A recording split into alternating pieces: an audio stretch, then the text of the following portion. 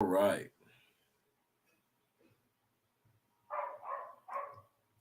There we go. All right, guys. We are live. Once again, it's your boy Andre. You know what this is. Love Crossing Borders, Andre and Andrea. Today, we are going to be talking about, I'm telling you guys, a lot of times we don't talk about this topic because it's a stinger. And what it is that we're going to be talking about with our boy Brazil, yes, in regards to what it's like to go back to the United States or going back to North America after you visited South America. We're going to talk about that in details. We're going to talk about some of the things that you're going to be dealing with, some of the things that some of you guys have already dealt with. And at the same time, we're going to hear his story in regards to what caused him to say, South America is the place where I want to be, where I want to retire, and how you guys can be motivated as well. So we got a few people in the chat. We got 10 in the chat right now. You guys already know, like Felicia always says, wipe your feet on the mat. That means click that like button. I like you. You like me too. And so we're going to give it a few moments.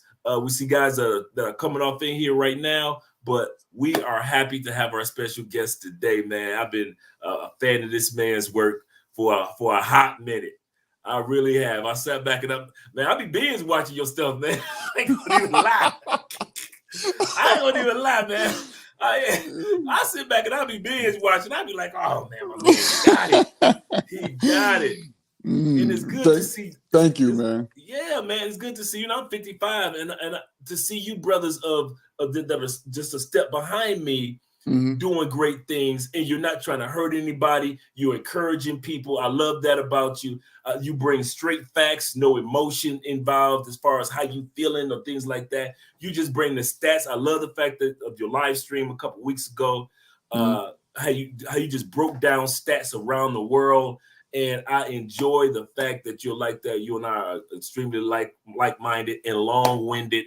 So before we go any further, let me go ahead and give some shout-outs to the individuals that are coming into the live stream. We got 23 people here so far. Click that like button. Like I said, I like you. Man, like me too.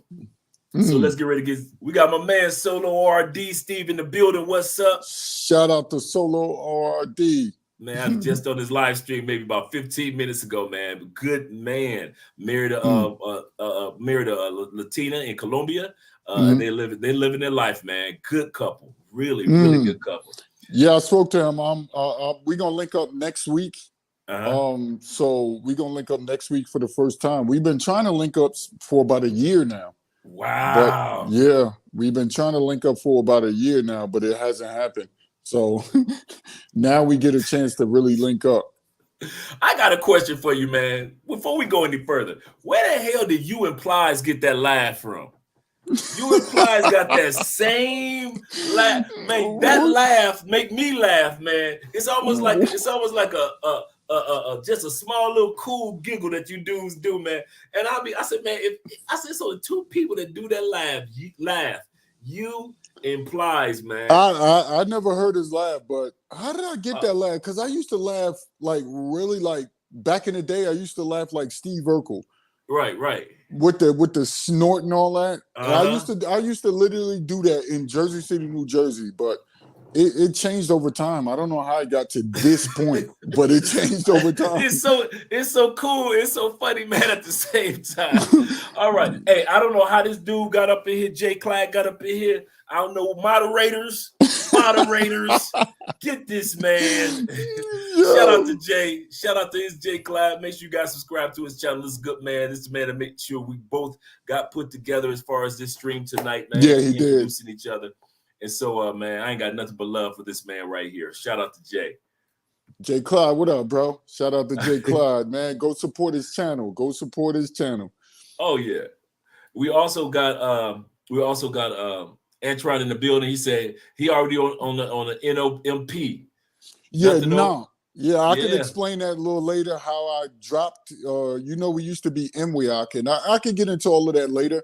How we became NOMP now and dropped that, and then now we started focusing on NOMP. So we'll get into that, man.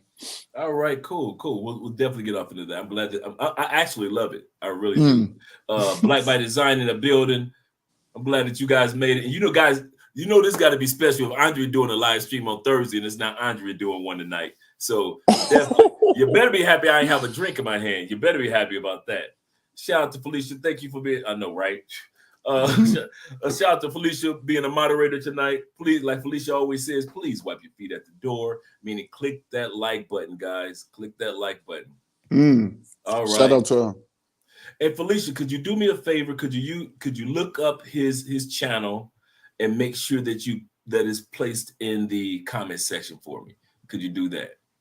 Just look up for Brazil Yesh, and you can definitely all of it will start popping up. Yeah. Okay. Yeah, definitely put that in the comment section for others to click on, because we're excited that he's here. Mr. Wolf is here. Salute to. All right, there we go. Salute to you. Authentic Yesh. That's what they call me. That's another nickname. I'll take the see. There go that laugh. See, that's the one I was talking about right there. Oh, yeah, that's the applies. Oh, yeah, the you applies do that same one, man. I be rolling, especially when y'all make a good point.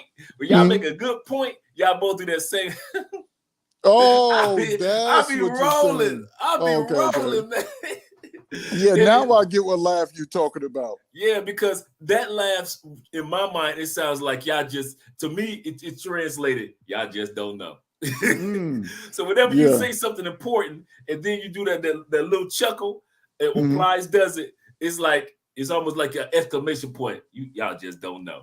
Yeah, I do that. I do that because I'm like, man, I do it because I'm like, yo, that was a good point. I'm literally saying that to myself, or yo, that was funny, but it's just quick, and I just do it and I just stop. So that's why I do it. I don't know why Plies does it, but I gotta see. I gotta hear him do it a little bit. Just go on TikTok and pick up any Plies and just watch him talking, and he'll do that, man. You be like, okay, I see what Andre's talking about. Yeah, I remember people were saying he looked like Kirk Franklin. Yeah. But yeah, so man, let me just say this. I'm happy to be here. I'm happy to see that somebody's actually living what we're talking about. And you have your wife, it's you traveling around, you living how a lot of people. So I'm humbled to be over here on your platform. And to again, everybody wanted us to get together. They want me to get together with a few, but they know how I operate. They know my circle is small. So in order for them to recommend somebody, they really got to. Anybody that's new that coming in, they'll say, "Oh, this new guy popped up," or "Oh, this new lady popped up. I think you need to do something with her." And I'm like, "No, I want the people that are really." Like engulf themselves in this passport thing, whether they coming back or going, whether they living overseas, whether they work overseas, if they fell in love with it, whatever it is, it really has to be from the heart. So that's how I look at things. Correct. And I'm glad that you put it like that, because that's exactly how I see it. And I'm glad that there's brothers like you, man, in all sincerity. I'm glad that there's brothers out there like you that are showing dudes. It's easy for dudes to see me because they see it from my perspective, because they're like, Andre, we watched your journey. Now they're watching your journey, and it's Brazil. So they can't even, they can say the same continent, but they can't say the same country. So now I get a chance to watch. Right. I get a chance to watch somebody else's journey. I get to put my popcorn together and watch you go through the steps of going from, because right now you're in the stage with TaylorMade. I watched TaylorMade do it. He went to DR, and then he was back and forth to the States, and then it got shorter and shorter, and all of a sudden there was no going back to the States except if he needed to, you know. And now I'm watching you do that, and so that's why I'm excited to watch your journey take place. And I think a lot of guys and ladies are excited about watching your journey. Man, thank you. I'm glad they're around to watch, man. But again, I'm humbled to be here. I'm humbled to be going through this process. I'm just discovered that I stopped dating. I'm discovered that I stopped focusing on what's happening in America. I'm happy to discover that we'll get into all of that in a second. I know I don't want to jump too far, but when you're ready I'm ready to go as soon as you give me that green light. Okay, cool. All right, we got several individuals in here. If I don't get a chance to hit you guys already know that we don't want to spend too much time on the we got Armand in the building, my boy, representing today. And so I just want to say thank everybody that's here today. If I didn't get a chance to get to you in the comment section, just want to let you know, blame it on my head, not on my heart, because you all know that we appreciate the support that you give the channel. We got 50 people, 48 people in the live stream. Make sure that you click that like button. And you guys already know. Oh, y'all think I be playing with some super chats. Okay, here we go. This is what we're going to do. Y'all do not want me to do this, but we got to get some super chats up for real, in all sincerity, because this brother's going to be bringing some knowledge today. So let me bring my money world girl where y'all get the super chats. Money world. El mundo quiere dinero. Money world. Se arregla con dinero. Money world. Si me quiero educar, dormir en algún lugar, un lugar para trabajar, y si no hay para emigrar. Todo money, money, todo el dinero. Solo un par de gente se lleva el botín entero. Funny, funny, pasa verdadero. Si tienes lo verde siempre llegará primero. Pero llegaremos antes o después. Solo a lo suyo, que Dios te lo ve. Money world. El mundo quiere dinero. Yeah, thank you guys for the super chat. All right, Amon. What time are you? Okay, sorry.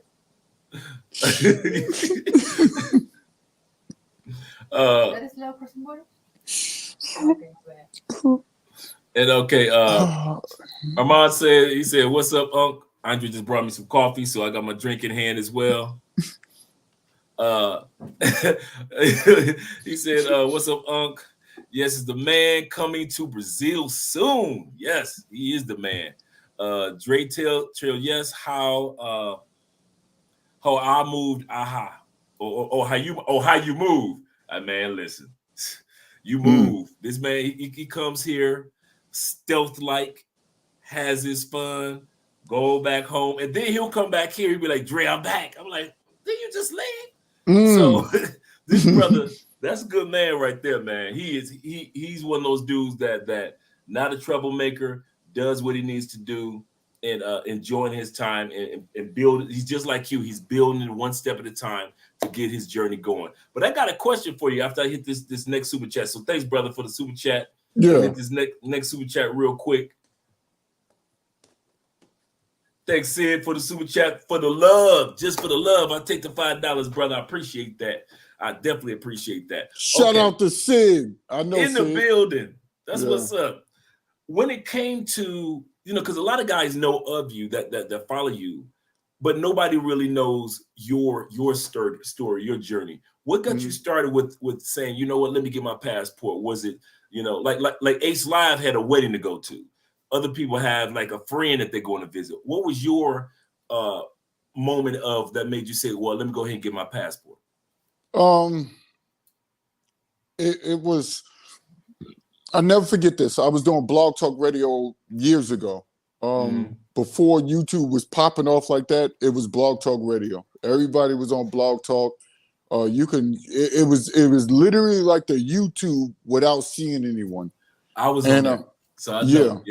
Yeah. So that's what I was doing. I was doing Blog Talk Radio, and I was doing my own little show, paying my little 40 something dollars a month or 30, whatever it was. I was paying that per month to get on there and talk my shit. Oh, I don't know if I could curse on you, so my bad. If your ass don't go ahead and curse, man. Oh, okay. As much as I curse, please. So when I did that, I was running into, my mindset was like, it was different. My mindset was men should be in a particular realm or zone or place or whatever like that, and women should be in a particular zone or place. And I really felt that. My pop's been in my life for all my life. He's still here, still living, still breathing, even though he's older in age. He's still. So I was like, okay, cool. So I started Blog Talk. I started talking about, and I was like, yo, there's a divide. And I started writing a book called The Divide Between Men and Women in America. And I kept writing and while I'm doing Blog Talk, nobody wasn't coming to my show. So people will come in, they'll leave, they'll come in, they'll leave. I was like, man, this is crazy. So one guy, his name was Mike, and he came in, he would just sit there. He was the only person. He would comment, and he would sit there. Then he'll say, yo, can I come on? So he'll come on, because you know you could click in the queue who could come in. So I click him in the queue, we'll start talking. So every day we chopping it up. We exchange numbers, we chopping it up on a personal level, a deep level. He's telling me his story, I'm telling him my story. So he says, these Hebrew Israelites moved to Brazil. And I was like, Belize. And I was like, they moved to Belize. He was like, yeah, you talking about all of this, but I think foreign women will be better for you. And I was like, all right, cool. I try foreign women. I give it a go. And so I clicked on my Asus. I told you I'd never forget that laptop because I still got it. And I'll show you the thing looked ancient. And clicked on my Asus, and I started getting on YouTube. And I started Googling about stuff about Belize and stuff like that. And I wasn't impressed. I'm going to tell you, the moment I clicked onto it, I wasn't impressed. So I was like, well, what is this over here? I see a lady in before I knew what it was, a lady in feathers and all of that. And I saw it, Brazil Carnival.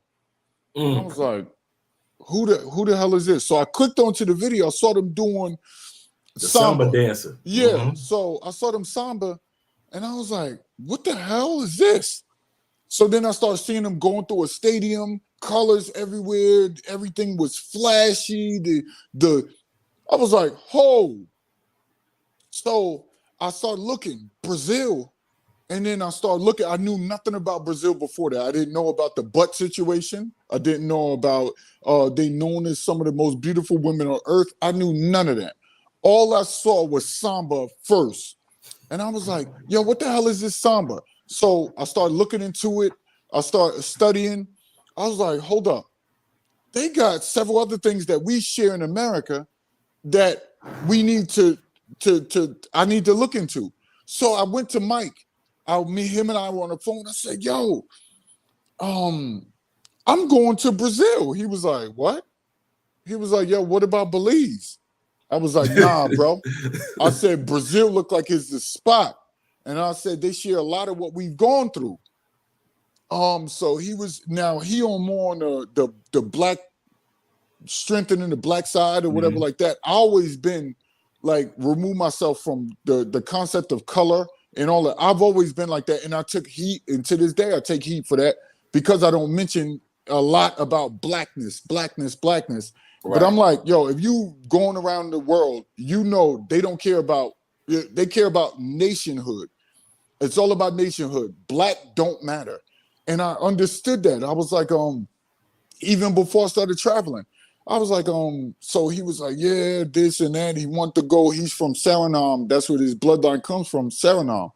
So he was like, yeah, but Belize is cool. And but a lot of brothers is going out there. I said, I'm going to Brazil. Got off the phone with him. And at the time, I was only making about $28,000 a year. Literally. I was making about $28,000 a year, had no children, had no major bills because I didn't have a vehicle at the time. And I was like, yo, I got no bills, got no kids, got no girlfriend or whatever like that. I've been single for years now. I said, it's time to make a move. So at the time, I worked all the way up until that time, didn't take off from work, didn't have a sick day, didn't have anything. Something said, yo, go down there and tell them that you ready to take your vacation. And before as soon as I mentioned vacation, the supervisor at the time, he said, yo, it's not good. No company wants you to work for an entire year. He said, I know you're a beast, which I thought that you work, you put that head down and go, even before I knew about all of this travel. That was my concept because my father told me all of this. So next thing out of nowhere, I was like, he was like, yo, you ain't take a vacation all year. And by the time it's like August and September, I didn't take not one vacation. And so he was like, he said, do this for me. He was like, pick what day you want to go. I said, I know where I want to go. I want to go October. He was like, what? He was like, where you going? Because he knew I didn't have a girlfriend. He knew I had no kids, no family here. And he was like, no family in Atlanta. He was like, where you going? I said, I'm going to Brazil. He was like, how the hell you going to go to Brazil? He was a Polish guy from Poland. Why you think I started learning Polish? Because I was working around somebody who was from Poland. So he was like, Dzień dobry. And then he's like practicing with me every day with Polish words and start understanding the sentences and stuff like that and started spewing a little but now is subsided because I didn't use it in a long time. But I'm gonna pick it back up. But he was like, you going to Brazil? You don't know anybody there. I said, I don't care. He was like, I said, I made up my mind. And he know that I'm like that DRD4 gene. If anybody know, they found it, they discovered a wanderlust gene. It's called the DRD4 gene. And what it deals with is for people that are antsy because they want to travel. People want to move around. And it's not us. And now in some, it could be a psychological disorder, right? We know that. It could be a psychological when you can't sit down, when you can't move, and you could suffer from extreme versions of ADHD. That's all part of this, but there's a separation when you're dealing with the DRD4 gene. There's a separation. There's a separation to people. They get anxiety. They want to travel. They want to move around. They just want to go and discover, but it's not a going like they're running from something or they're suffering from something mentally. It's a going that they appreciate and they want to get around. They want to know the world, the globe, and that's what they want. And it gives them now a norepinephrine push. It gives them a dopamine push. So this is what happens in the DRD4 gene. So I looked into this like years ago, even before they could name it, and said, why do I want to get out and be a seeker to go all the way from Brazil? And I was like, yo, it's 5,000 miles away. How the hell am I going to go 5,000 miles on my first trip outside of the country? But I was ready for it. And so that happened. So I go get my passport, hurry up. Now I paid for the trip for $2,800. I grew up in Jersey City, New Jersey, right? In the 80s and 90s, where it was bad. It was tough. You saw New Jersey Drive, the movie and stuff like that. That stuff was real. That stuff was very, very real. So I was like, I grew up in that environment. I grew up around the thugs. I grew up in the city with a concrete. So I said, I've never been a person to venture outside of Jersey City, New Jersey. We might went to North New Jersey. We might have went to South Jersey. We might even went to some parts of the South, because you know how they do. My moms and pops used to drop us off in Bowman, South Carolina, where there was nobody there. And there's still dirt roads, and we hated it. My people was Tennessee. They dropped me off in Tennessee, so I feel you. Yeah, so we hated it. So I was like, man, this is crazy. I said, you need to do something outside of that. So I booked a ticket for $2,800 because I had money saved. I wasn't dating in the United States of America probably for about close to a year. And the last woman I dated, when I got fed up, she had 2 children. They were twins, twin boys. She had a dreadhead pretty boy that was in jail, right? That I didn't know. I didn't know any of this, right? Until right before I decided to stop dating in the United States of America. And this would push me to really stop. So I remember one day I'm taking her out to dinners. I'm treating her kids and stuff like that. And I was like, yo, what are you doing? You never done this before. You always been like one of them tough guys, but everybody was in my ear. Yo, you always just so hard on people. Yo, you need to give people with children a try. And then I'm taking her out, spending lots of money, thousands of dollars. She didn't even want to give me a hug. She didn't even, and now this is like 4 months later. I said, you know what? Stop talking to her. I saw one day, I never forget this. I was hanging out with a Jewish guy. I saw one day, and she had this tight little fitting dress on.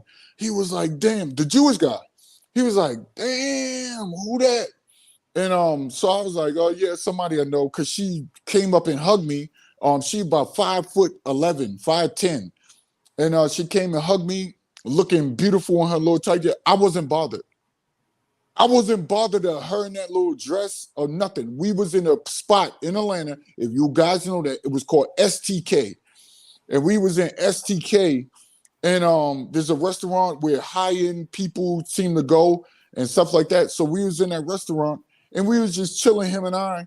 And she walked in with her friends and stuff like that. And she hugged me, made it known that she's in that little form-fitting dress. And I never felt anything. And I kept going. Nothing, my heart or nothing ceased. Nothing would get me to look at her. And I was like, yo, something's changed.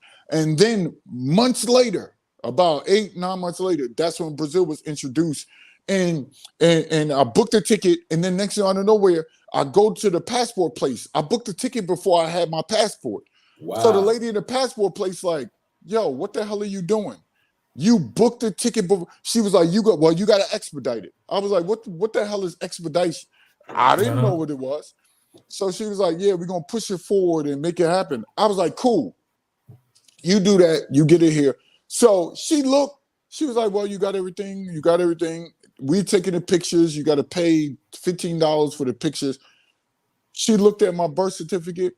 She was like, I don't know what the hell you just gave me, but this is not going to suffice. And I was like, what you mean? I just paid $2,800 for a plane ticket. I only got a certain number of time to get out this country. What do you mean? She said, you got to get the original. I went online. I looked for it. I found the place in Trenton, New Jersey, booked it. Never came. 2 weeks later, never came. I called them. They said, well, we sent it out. My birth certificate never came. I said, yo, F this. It was a Friday. I'll never forget this. It was a Friday. Didn't get sleep much. I'm stressing and stuff like that. I hopped on the road, went to Jersey to get my birth certificate. I got straight on the road to get my birth certificate. I'm driving. Finally got to Trenton, New Jersey on a Friday. It was a Thursday. And I got in Trenton on a Friday, right before they closed. So I'm there. She was like, well, do you know we just sent it out to your address in Georgia? I was like, what? She was like, I tried to hold my cool. I tried everything inside of me. I was not before not. Everything inside of me said nothing over my passport, even before I had my passport. So she was like, I said, you know what? Here you go. I had all this money saved for about a year. And I was like, here you go. Peeled off hundreds. I was like, give me 3 more on my birth certificate. She was like, I don't need all of this. She was like, 100 bill to do. And I was like, cool. So she printed out I had to wait like 15 minutes. She printed out 3 more birth certificates on the top of the 3 that she sent out to my address. So I stopped in Jersey. You know, Trenton from Jersey City, that's a lot of time. So I drove, I'm like, I'm sleepy. I didn't get any sleep. So I was like, I went to go tell my brother. My brother said, yo, you gonna spend the night? I said, no. I hopped back on the road. I was back in Atlanta Saturday night. But guess what happened on the road? I fell asleep behind the wheel. And when I fell asleep behind the wheel, I started venturing off. I hit something. I don't know what I hit. It said, boom. And all of a sudden, I woke up. I was like, oh, and I'm going. And I started walking. I saw veering, boom. And I could feel it like something go, do. I was like, oh, something ain't right. So I'm trying to control it, stop from going in the woods. And so I got control of it. Put my hazards on, got out, destroyed everything. My axle, everything is bent. I'm like, holy crap. So I go to the guy.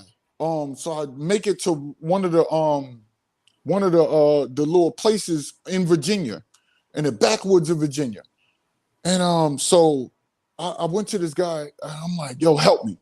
Dude wouldn't help me. He was like, yo, I don't got the lug nuts for you. I got 24-inch rims on the car that I bought.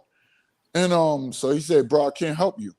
I'm like, well, I ain't got that lug nuts. Like he was like, bro, I can't help you. So I wallow down the street, hoping that a cop don't stop me. And I stop in this one little street off the side, and I never forget it. So he's in like this little shack, like this little barn, but it was neat. Everything was neat. It was perfect, and it was in a nice area in the little town. So next thing I know, I went in there. I said, man, can you help me? And he tried, said, man, I ain't gonna have nothing for this. These are special. And so I never forget. I saw this black long little key. He put it in there. He's like, we in there. He changed it.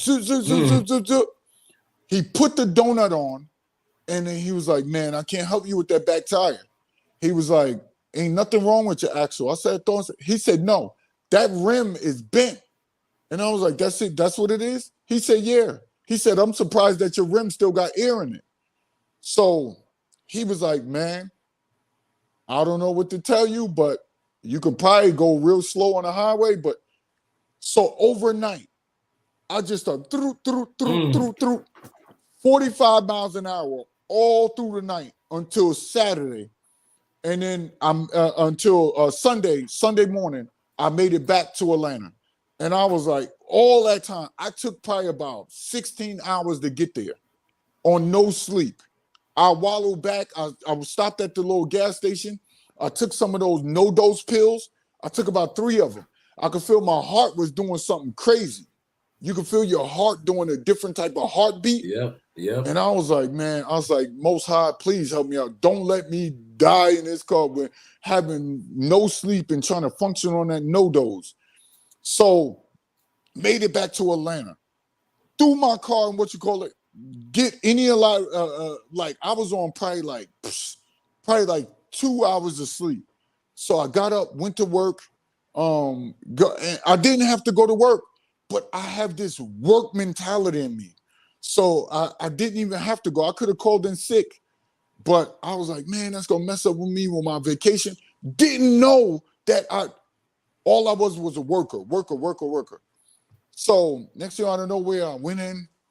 He was worked the whole entire day. I fell out and I crashed. After I came from the passport place, I went straight to the passport place on that Monday. Came in, crashed, got all the paperwork straight. She was like, you good to go. When I went to the mailbox the next day, my birth certificate was in there. When I went, those 3 birth certificates was in there when I went to the mailbox on that Tuesday. So the very next week, I was set to go to Brazil. Went to Brazil, stayed out there for a month and a month and a couple days, and never regret it. That's my story, and I can get into more. I don't mean to be long-winded. No, man, that was an amazing. That's probably the best passport story. That's that laugh I'm talking about. Oh, here you go. That's again, why I man. said in my mind it always means y'all just don't know. Yeah. Every time I hear you do that little chuckle, I always think I say, yeah, he knows something that he's telling us part of the story, but there's even more to go. But, yeah, it's more. Man, your story is probably the most amazing passport journey. I thought me just going to get my apostille stamp, driving. I had one day to go, and I'm driving from Tampa all the way to Florida State Capitol in Jacksonville. Damn. And in Tallahassee. Find the office is closed. Then I got to hunt around all morning to find out where the new office is. And then I finally drove back just enough time to jump on my plane to come back to Colombia. My story is nothing compared to your determination to get that passport. And the amazing part is, you know that the Most High had protected you and had a plan for you in regards to your passport. Because if you had given up at that time period, just imagine all the guys that you influence right now would have never been able to see you because you would have given up. Never thought about that. and all the opportunities and all the lives that you've impacted along the way on your journey so far wouldn't have never taken place if you had given up on yourself. So, kudos to you, brother, for not giving up on yourself. If only just to get your birth certificate, because a lot of dudes would have gave up at that moment. They would have quit. They wouldn't have got on the road. All those little things was showing you there's something in me was something in you, in other words, that said, I got to get this passport. When you booked that flight before you even had the passport, I'm looking like this brother got faith. This brother got faith. So what did he preaching? Yeah, exactly. And people say I sound like a preacher when I talk about passports. Yeah, man, you do, man. You shout out to my uncle and all you guys that have given out super chats. Shout out to you guys. I appreciate you all. But definitely, man, I love to hear your story. We're going to get started tonight because we said that we want to talk about, for you guys in the audience and you ladies, when you first go back to the United States, we talk about when you're leaving South America. If you've never been to South America before, this is what's going to take place. If you've been to South America, you going back to the States, you can relate to what we're going to talk about. We're going to talk about 7 things that are going to take place in your life once you get back from South America, heading back to North America. We're going to get started with number 1 is you're going to be depressed. I've seen so many men in tears I'm talking about the biggest thugs at the airport in tears because of that going back to the United States. After being in Brazil for a month, tell us about your moment in that time when you had to get back on that plane. You knew that you were heading back to the States. The crazy part about with me, it was agony, because think about what I just said in that story. I left my comfort zone. Think about it. There was comfortability in being in Jersey, staying in the States, not doing anything, because I was familiar with that, right? Never had a passport, never. So it caused a sort of like, it was like, yo, you really got to go back? Like, you start questioning yourself in that very moment. Do you really have to go back? Or can you keep going with this? Because you never felt that feeling before. And if it does that to you, it makes you feel down and out. It makes you feel, it's like, it makes you feel regret. There's sort of a regret in coming back to the States. Well, you regret not having the resources that you had. You regret not having the information to stay as long as you want because you don't have those resources. You regret having to work a 9 to 5 every day, knowing that there are people out there that you met in that first trip, that second trip, that third trip, that fourth trip, who don't have to come back to the States, and you wish you had their knowledge. So you wish you had, there's a regret that you didn't have this information years ago. So all of this starts coming to mind, all of it. And in that stage, you become a sort of like a recluse. And I'm gonna tell you what happened to me. I had Leia, and anybody know my videos? I had a channel with about 4,000 people. And I deleted the channel since, right? And I started this one that y'all see now. But I had about 4,000 people, and everybody knows Leia. Everybody said, yo, Yesh always used to talk about Leia because she was my actual girlfriend in Brazil. I went years seeing her and back and forth because of her. I went 17 times on a $28,000 salary or income. Do not let that slide by. Say that again. For those that think they got to be rich. I went to Brazil on $28,000, 17 times to Brazil, just because I loved it. I enjoyed the environment, the energy, the culture. Her, I put all. I put my money, and she helped me gain more money. And we'll get into that a little later. But so the regret of coming back, or the feeling of coming back, or the like, it does something to you, and it causes something to you. And for me, kissing Leia, she taking me back. Y'all saw me eating ice cream with her. I'm gonna put the ice cream video out on my TikTok to show you that I actually ate ice cream with her on the way back to the hotel, in the car, from leaving the mall. So it's like, when I think back on all of that, and even at that very moment, I was just like, yo, this can't be. This can't be that I can't do what I want with my time. And I went on a mission after that, and from that regret, all those feelings of coming back, it was just crazy. But I'm gonna stop there because I know we got other points to tackle. All right, man. Boy, you actually hit it on the head. I remember heading back, and I wasn't ready to cry, but I was motivated, man. It hit me. I knew that I knew that something was, and this is the funny part. At that time period in my life, like everybody knows, I got a house in the suburbs. I'm in Tampa, so I'm around the beaches already. I'm single. I got the big truck. I'm supposed to be happy. Me and my uncle Jeffrey, who's in the live stream right now, Ghostface. Jeffrey, what up, bro? Yeah, we're living the single man life. I'm supposed to be happy, right? Not at all. I know something is missing. And so when I took those first few trips out of the country, and then when I finally hit Medellin, man, listen, I was like, and this is when Medellin was good, not the Medellin that they dealing with now. I'm hearing that I'm coming on the bad end of it. Yes. See, there go that laugh. You just don't know laugh. There we go. Just don't know laugh. Stop doing that. Oh man, it be having me rolling when you do that, man. I be rolling. Oh, as soon as you do that laugh, I'll be like, man, I say, and there we go.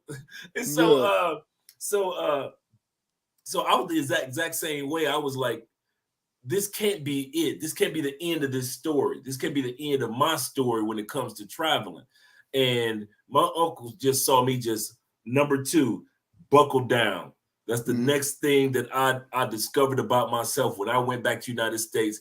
First, there was the sadness or the reclusiveness. The next thing was I buckled down. I refused to let the enjoyment of the experience that I had outside the United States just be one chapter of my life, when I was discovering that this could be the book of my life, and not just a chapter of my life. When it came to going back to the United States, 2 things that I made sure that I did, and I want to hear what you have to say. First thing I did, I want to find a way to get back. That's the first thing. I gotta get back. Second thing I wanted to do, as I start going back, I wanted to find a way to escape the United States permanently. When you were going back and forth 17 times, what was it that made you? What was it that caused you to focus on the grinding part of, or the get your money right part of relocating to another country? I remember a conversation. I said this the other day with Leia. I had a conversation with Leia. She said, yo, you in the United States of America, why you can't do what you want to do? And I was like, what you mean by that? Now, this is a Brazilian who speaks no English. She said, why you can't do what you want to do? You in a land full of economics. And she said, I understand that you guys are missing some things. Leia's very brilliant. And to this day, when I was around her, you could tell. And so next thing I don't know, where she says, I keep hearing you say this, that you wish you could come here and stay as long as you want. You hope to stay as long as you want. You desire to stay as long as you want. She was like, but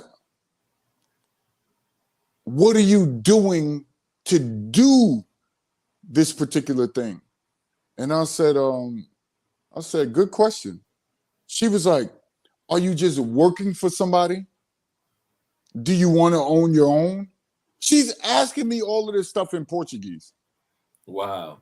And so I was like, yo, she on a different type of time. And at the time, I didn't get it until we stopped talking. Then I was like, yeah, here I am making $28,000 a year. No other income coming in. No second job with all this time I had, right? So I started writing books.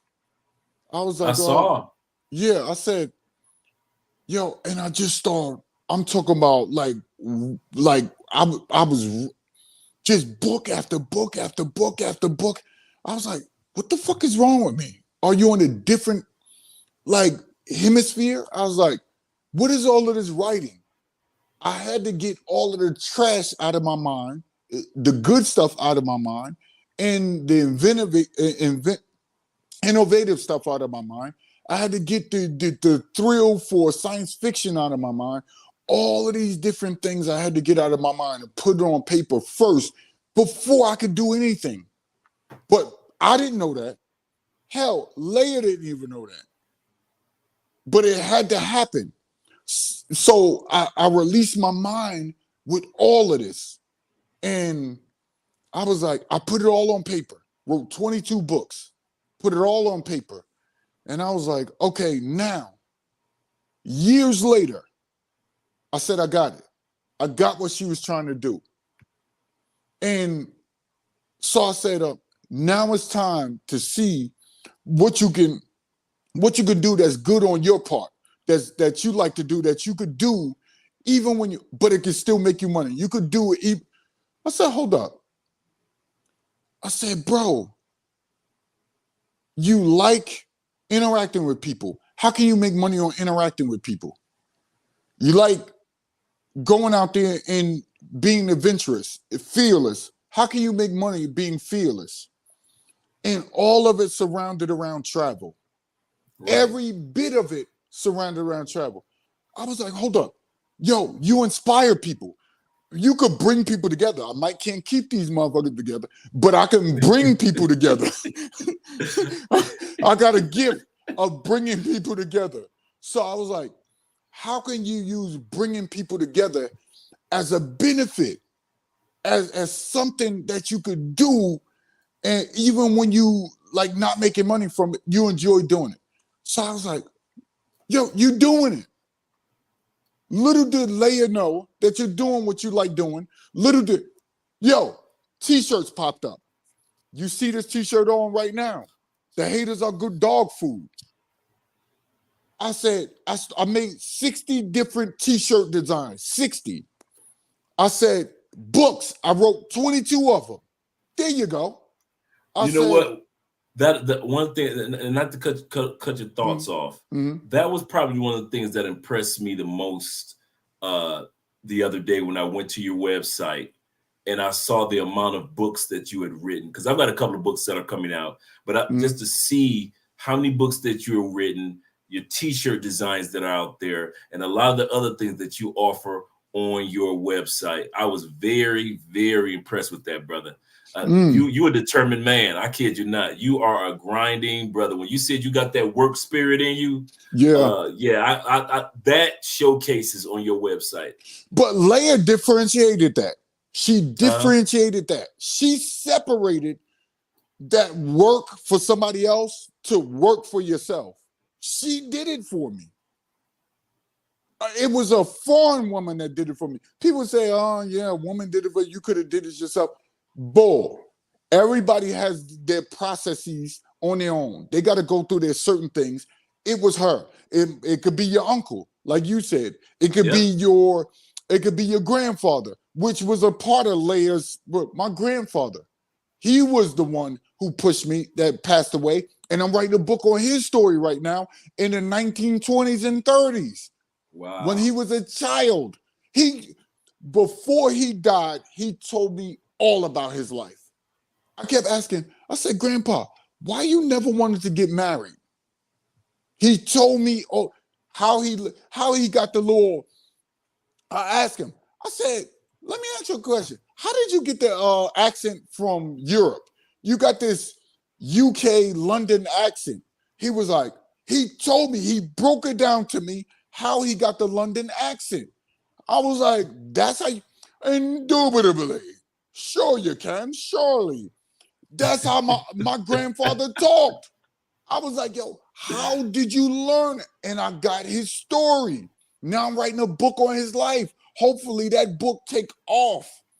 But this is the things, and she separated that. My grandfather challenged me intellectually. He was like, yeah, all of this. You know how people do, how we do. We go to the definition in books, think we know it all and stuff like that. My grandfather said, he said, I hear all of that, but what's the true conceptual makeup, right? I'm talking about what's the true deviation or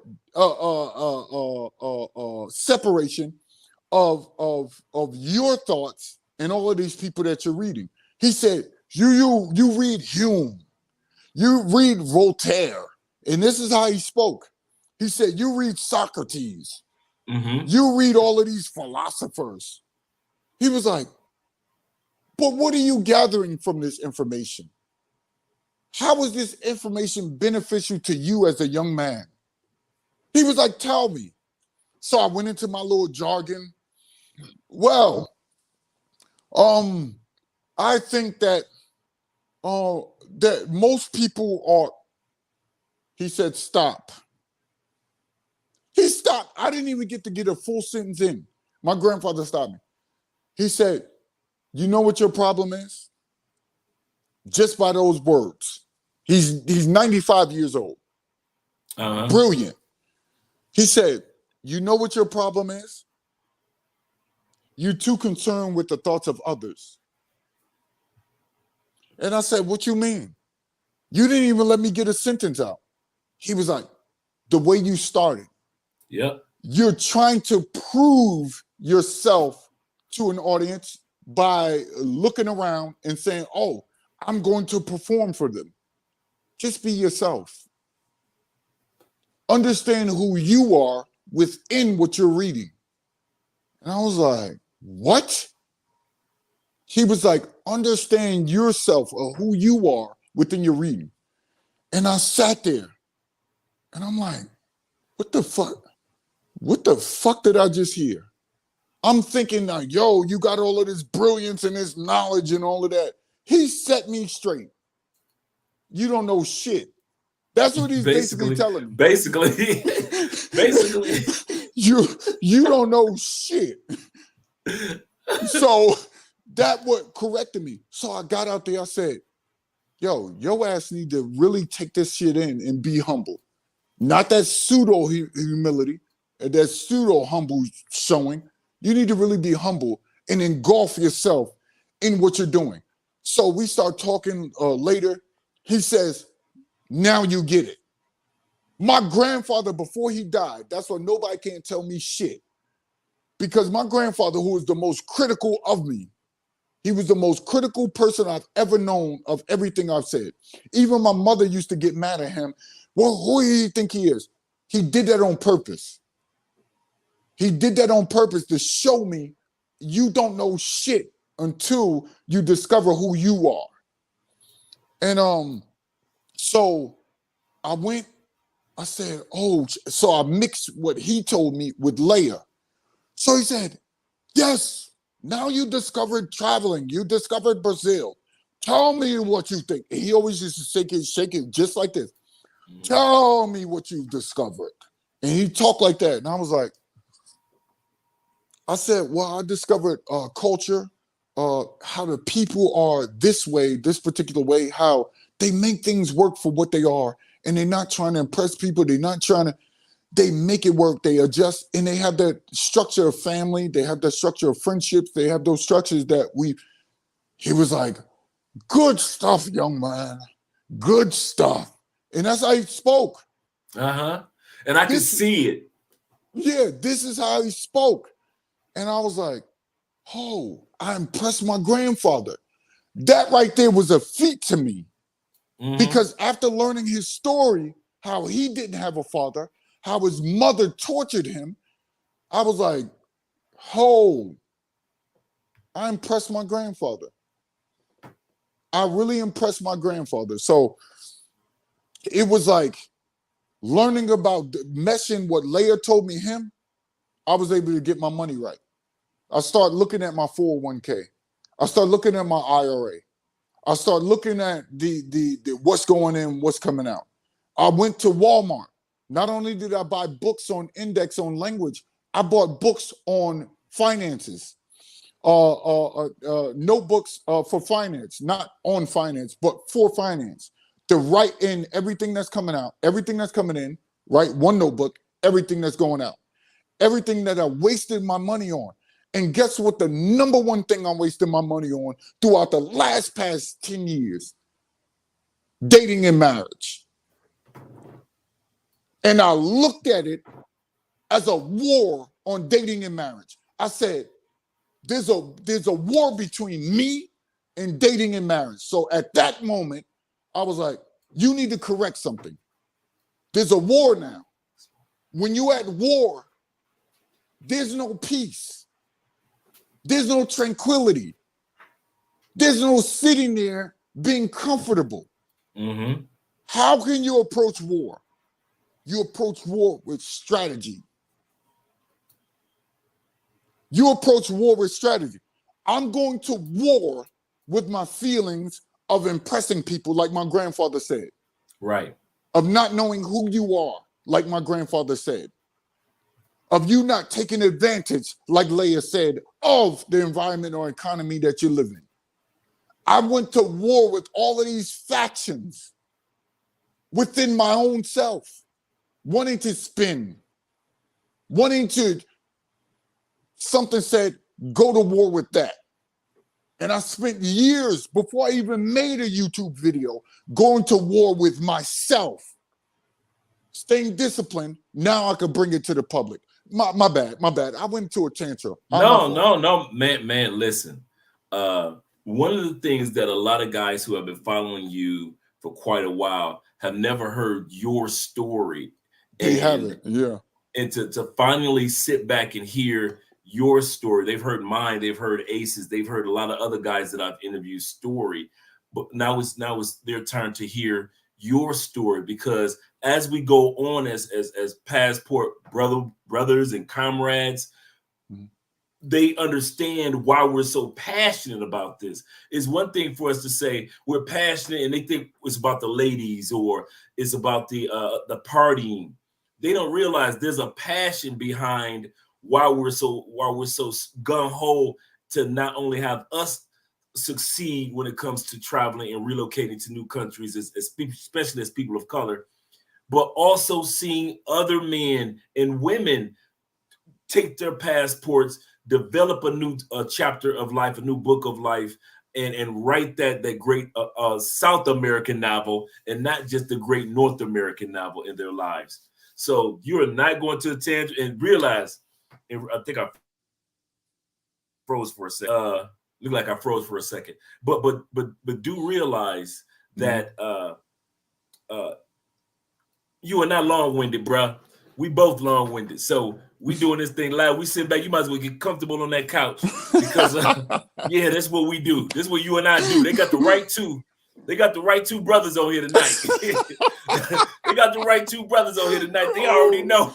They already know. You might as well put the kids to bed. There's gonna be people taking showers, driving from the baseball game. Oh, finally, they're gonna open the car door. Gregor is at a baseball game listening right now. Yeah, so he already know that game gonna be long over. He gonna be at home, took a shower, sat down in the chair, having a beer, and we still gonna be talking. So the next thing is, like we said, we talked about that grind. You say you start focusing on your finances, focus on your 401k, focus on developing the man who you want to be once you left the United States. And I think a lot of men take that for granted. They focus so much on, I gotta get my money right, have my money right, boy. When I get my money right, I might. But if your mind not right when you go into these new countries, you're going to end up going right back to United States of America and you might still even have money, but your mind is not right. You got to get yourself prepared for that long-term journey. I always say this. The difference between a person that's a tourist and an expat is an expat has routines. What routines are you going to bring? See, a tourist doesn't need to have, it doesn't matter if you're there for a month, 2, it doesn't matter if you're there for 2 days or 3 weeks. You're just a tourist. You're coming, you're hanging out, and you're taking your happy ass home. But an expat is a person that comes with a routine. That's where the mindset comes in. If you got a workout routine, bring it. If you work online, bring it. If there's a type of woman or women that you say, okay, I'm not there to party now. I'm in Brazil and I live here. There's a type of woman that I need for partying, and there's a type of woman that I need to be part of my network, and there's a type of woman that I need to be like my main chick or whoever it may be in your life. That's a part of routine. Remember this, guys, as we're talking. The difference between a tourist and an expat who's going to be living in these countries is you must bring a routine, or you will get bored in your new country and you will long for your old country, and you'll go back even if you haven't ran out of money and your job is still great. You'll scamper right back to the United States. And I'll tell you what I mean by that. In the book Plato's Republic, Aristotle says, Socrates says, he says, when it comes to the truth, he said, if you raise people in a cave of darkness, they've never seen light. And if they stay in that darkness so long, and you just keep them there, have them work there, raise their kids there in a cave of darkness, if any of them dare, one of my favorite lines in the book, if any of them dare to walk out into the light of knowledge will blind them so much they will scurry back into the darkness. Some of you guys, your brain, your mindset of how you handle the United States, and I love, that's what Steven Travel ORD was telling guys on his channel tonight in regards to what things you need to do in regards to getting your mind right before you go relocate to these other countries. Some of you guys, you're going to come to Brazil, Thailand, Mexico, Colombia, and you are going to go scurrying back to the United States because you didn't get your routine right. You didn't get your mind right of what you wanted to do once you got to these locations. When you're traveling, I got 5 days and I know what I'm going to do. I'm going to party my ass off. You know what you're going to do. But now that you're living there, now it's a whole you're here from now on now.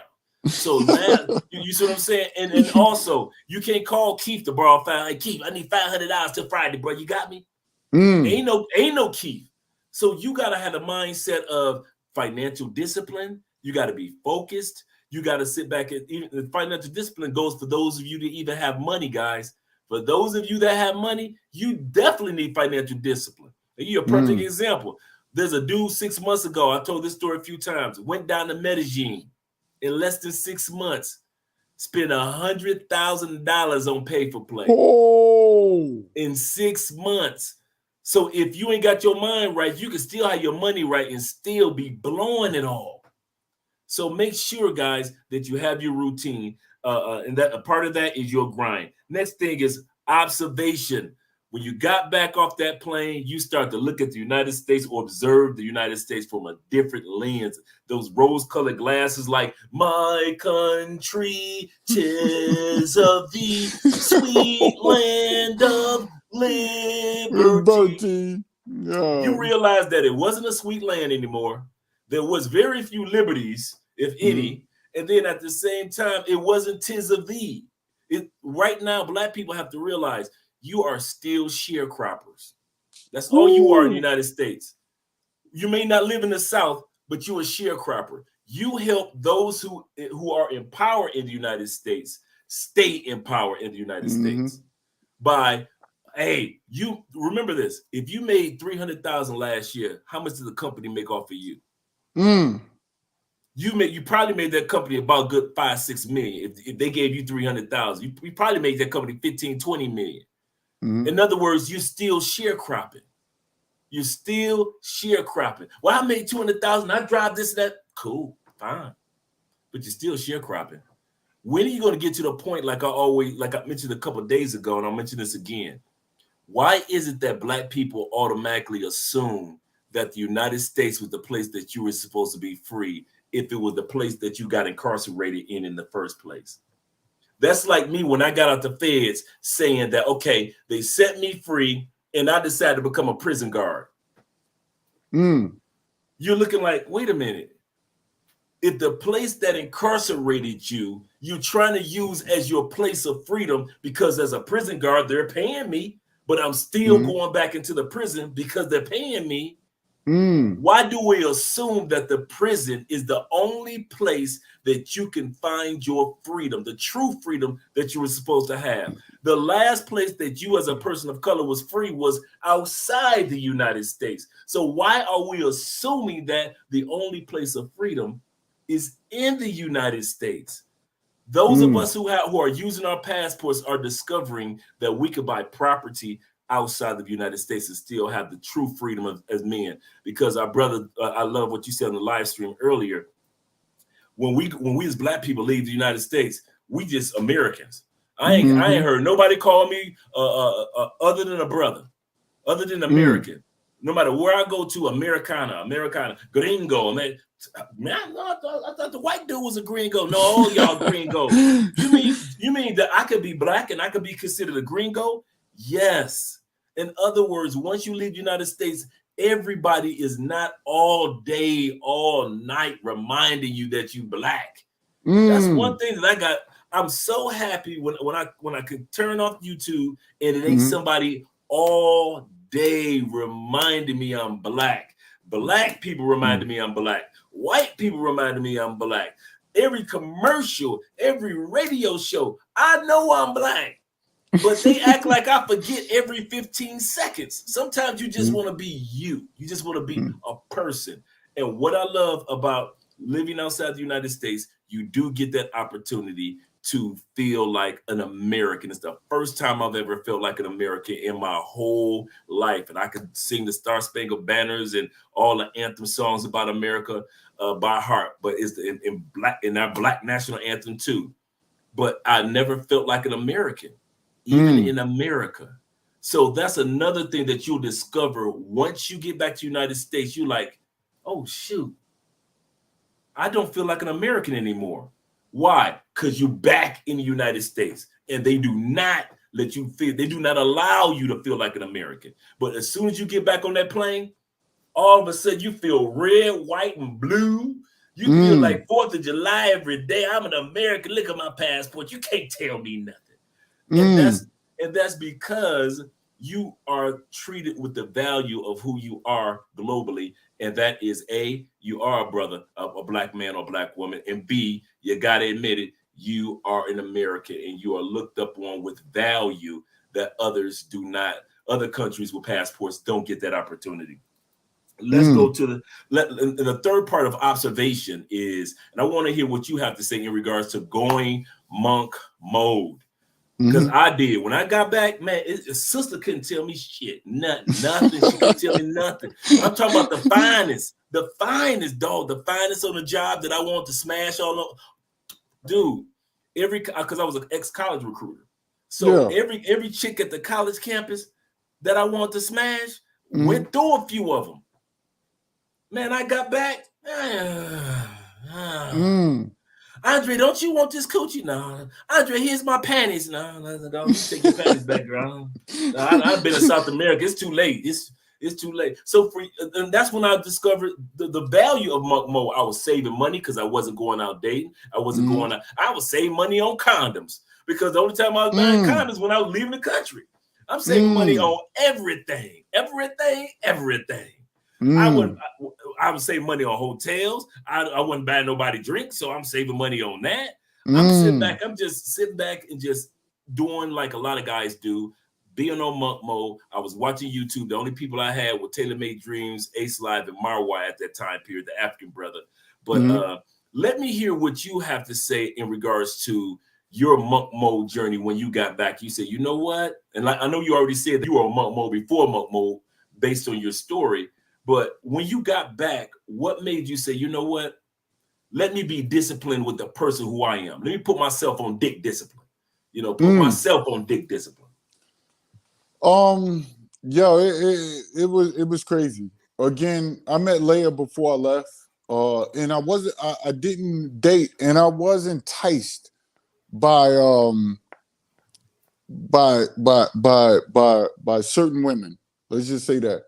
They were trying to entice me. They were trying to get me out of the boat, but it wasn't.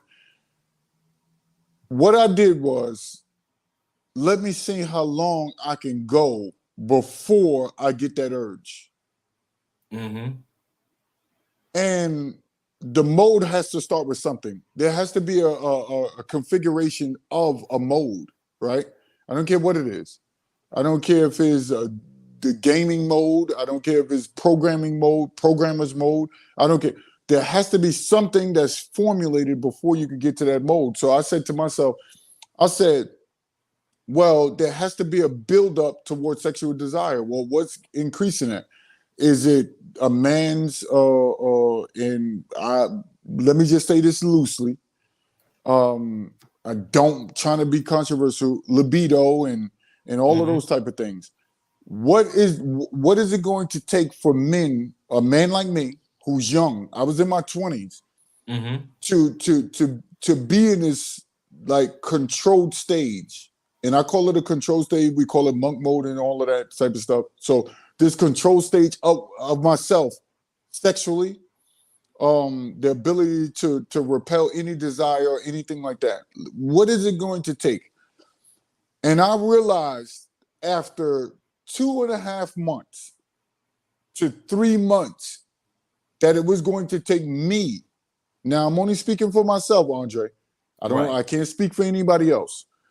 I said it's only going to take me those 2.5 months to desire a woman again. That's just for me. You knew your window. Exactly. So I said, well, if you're a 20-something, 30-something-year-old man, where's that? If you're a 40-year-old man, how's that? If you're a 50-year-old man, so what I started doing was jotting down stuff. Again, I was writing books at that time.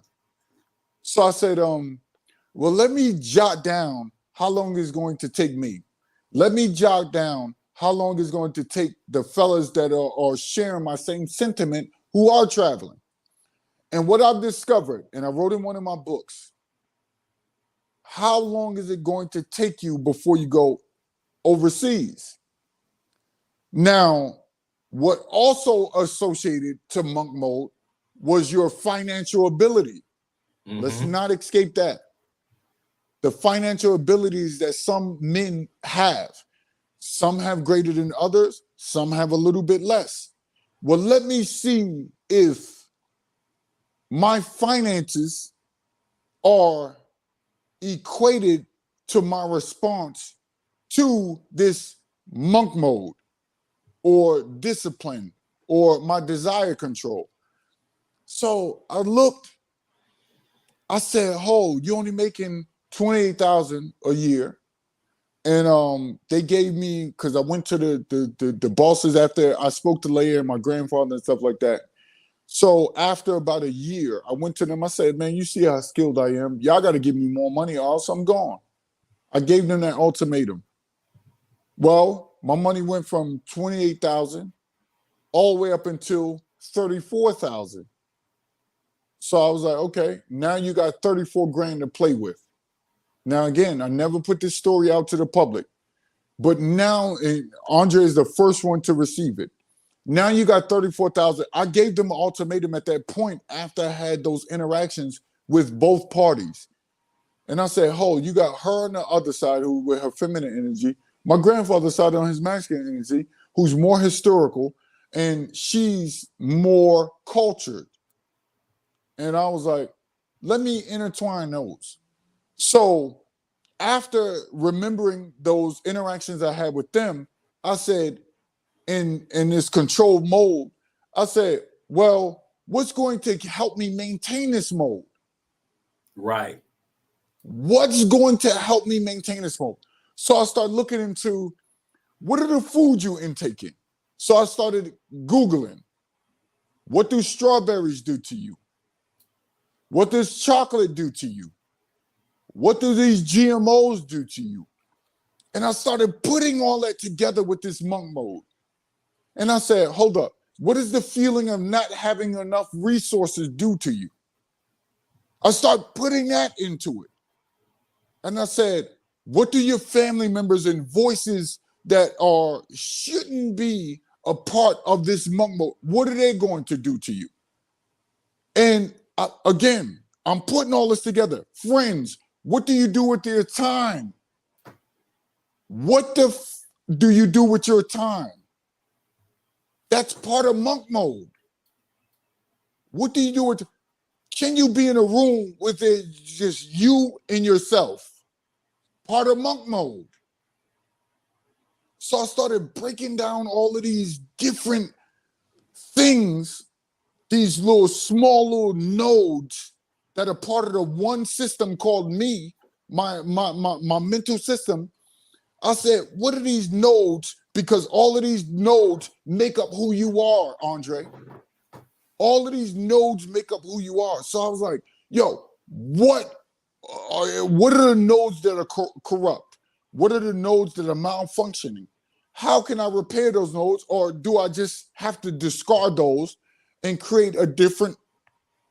So I was like, go back to the drawing board. How can you be like this? How is it going to get you to sustain yourself?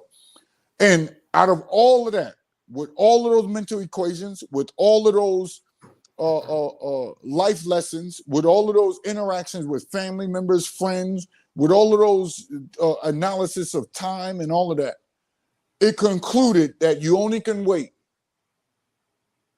2.5 to 3 months, depending on who you are. Mm-hmm.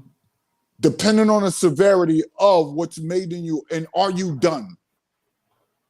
Are you done? You get that? We heard that sound effect. Are you done? You get what I'm saying? From Remy Ma. Yep. We heard that sound effect.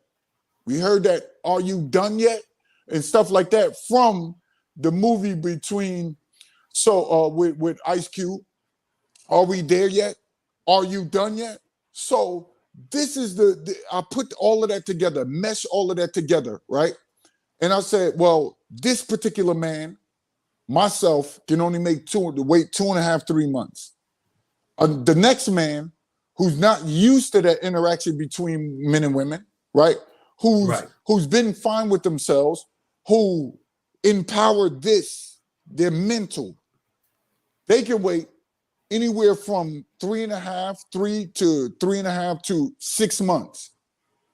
The other guy who doesn't get all of that or is fine with himself, more so the children that were raised with just the single child household. Those are the children or the men now that can wait a little bit longer. Though they can wait the longest. The kids that were brought up in single households, what I come to the conclusion at, their monk mode is beyond what you can imagine. The children that were raised in single households, particularly men, what we're speaking of, in my books, I realized, and I wish I would have put more of this in there, that those men can wait the longest. They can wait years and not touching a woman. Yeah. They can wait years of saving money because it's just only them. Because in their mind is, I need to keep mine because my parents are going to give me more. I'm going to keep mine because my parents are going to give me more.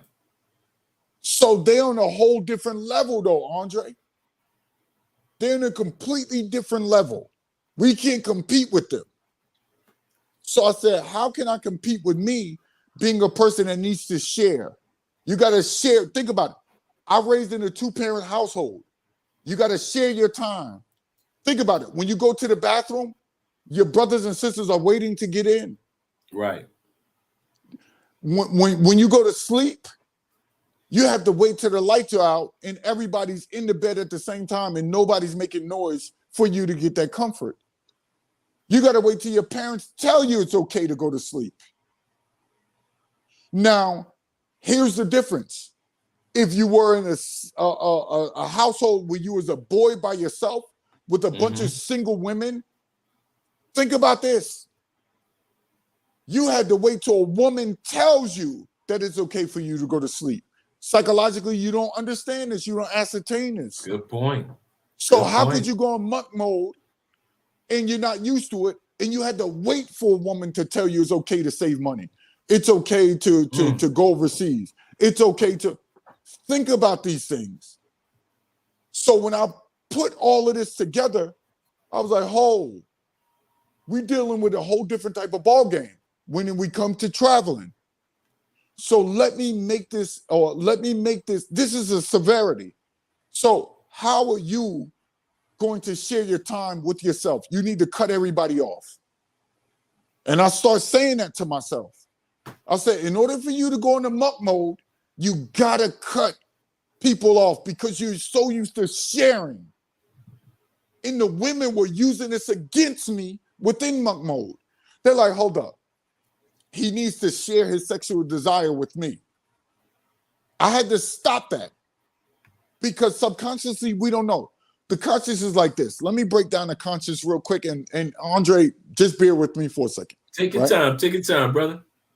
The conscious is like a black box, right? The subconscious. It's like a black box. And in that middle of the box is a magnet. And many of the guys who've been listening to me for years have heard this. But let me bring this to your audience. And much respect. Bear with me, Andre's audience. So it's like the subconscious is a black box. And in the middle of the box is a large magnet. And that magnet is sitting in the middle of the box. It's a magnet. It's not magnetized. It's just sitting there.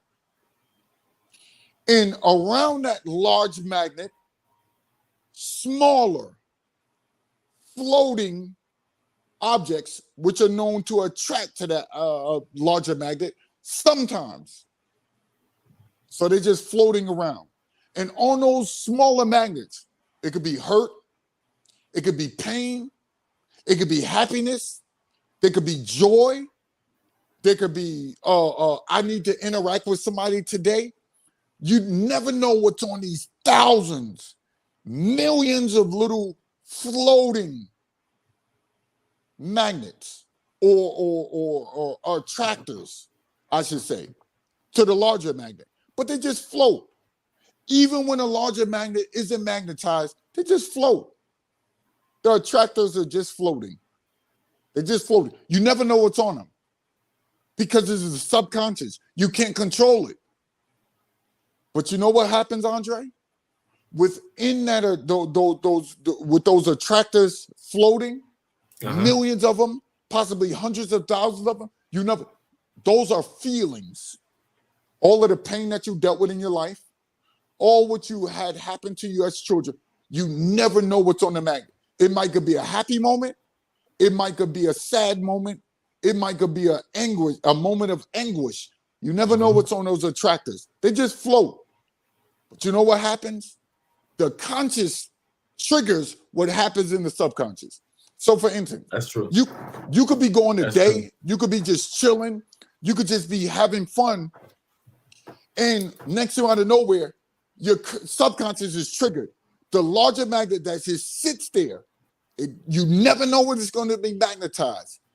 Something happened in your conscious state that triggered that subconscious, that magnet. And what happens is, whatever's closer, all of those attractors that's happening around that magnet, whatever's closer to it, that's what's going to happen to you to that day.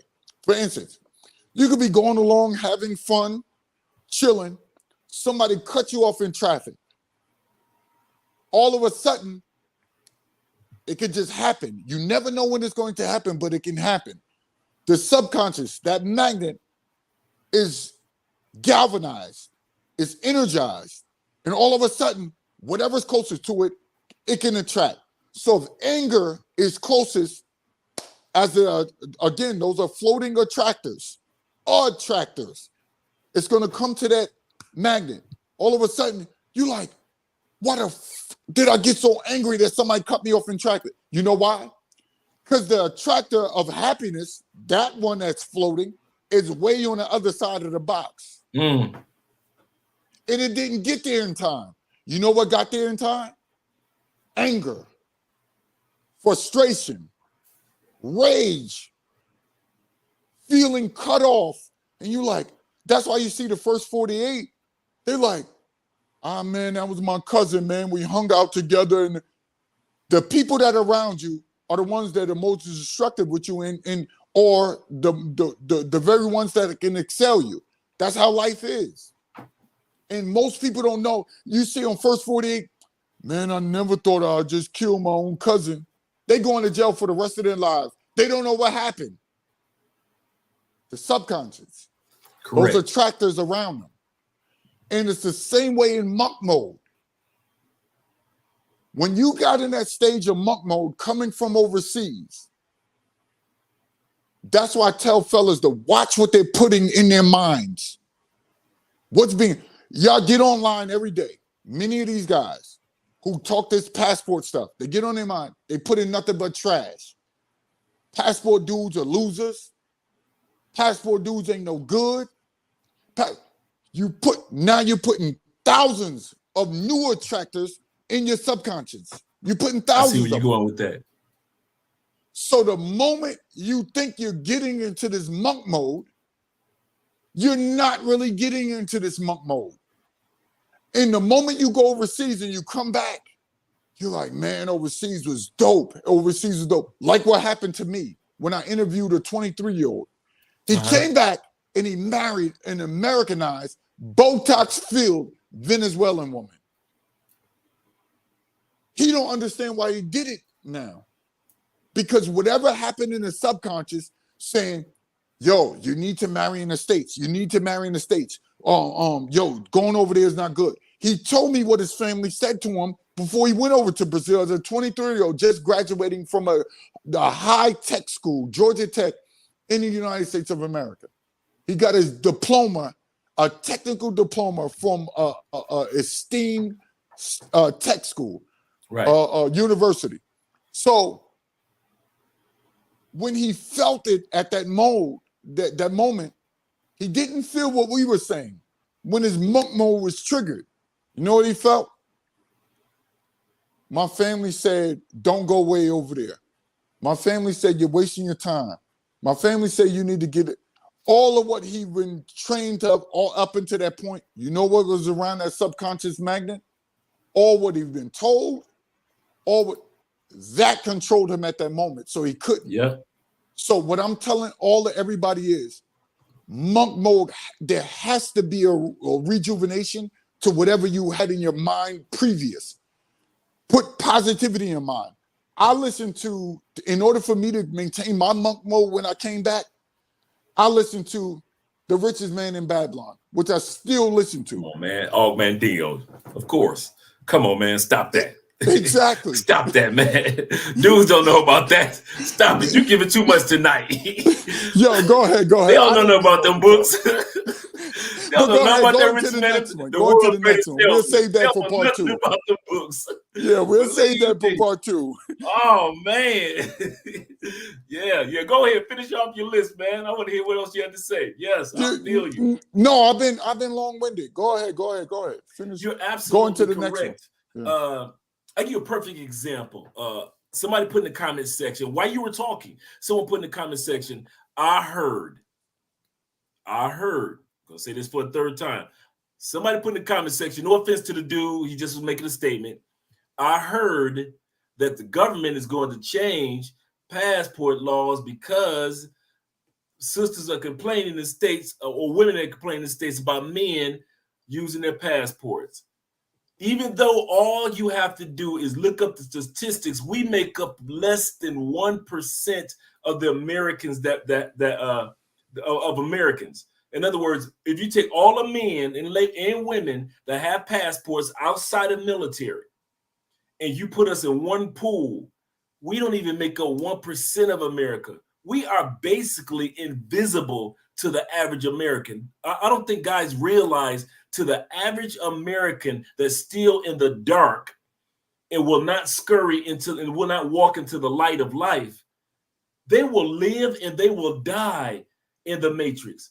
Remember when Neo was in that matrix? Let me move this, brother. And I'm gonna go back to your point in regards to, remember, guys, you have to be sensitive to what you put in your mind while you're on monk mode.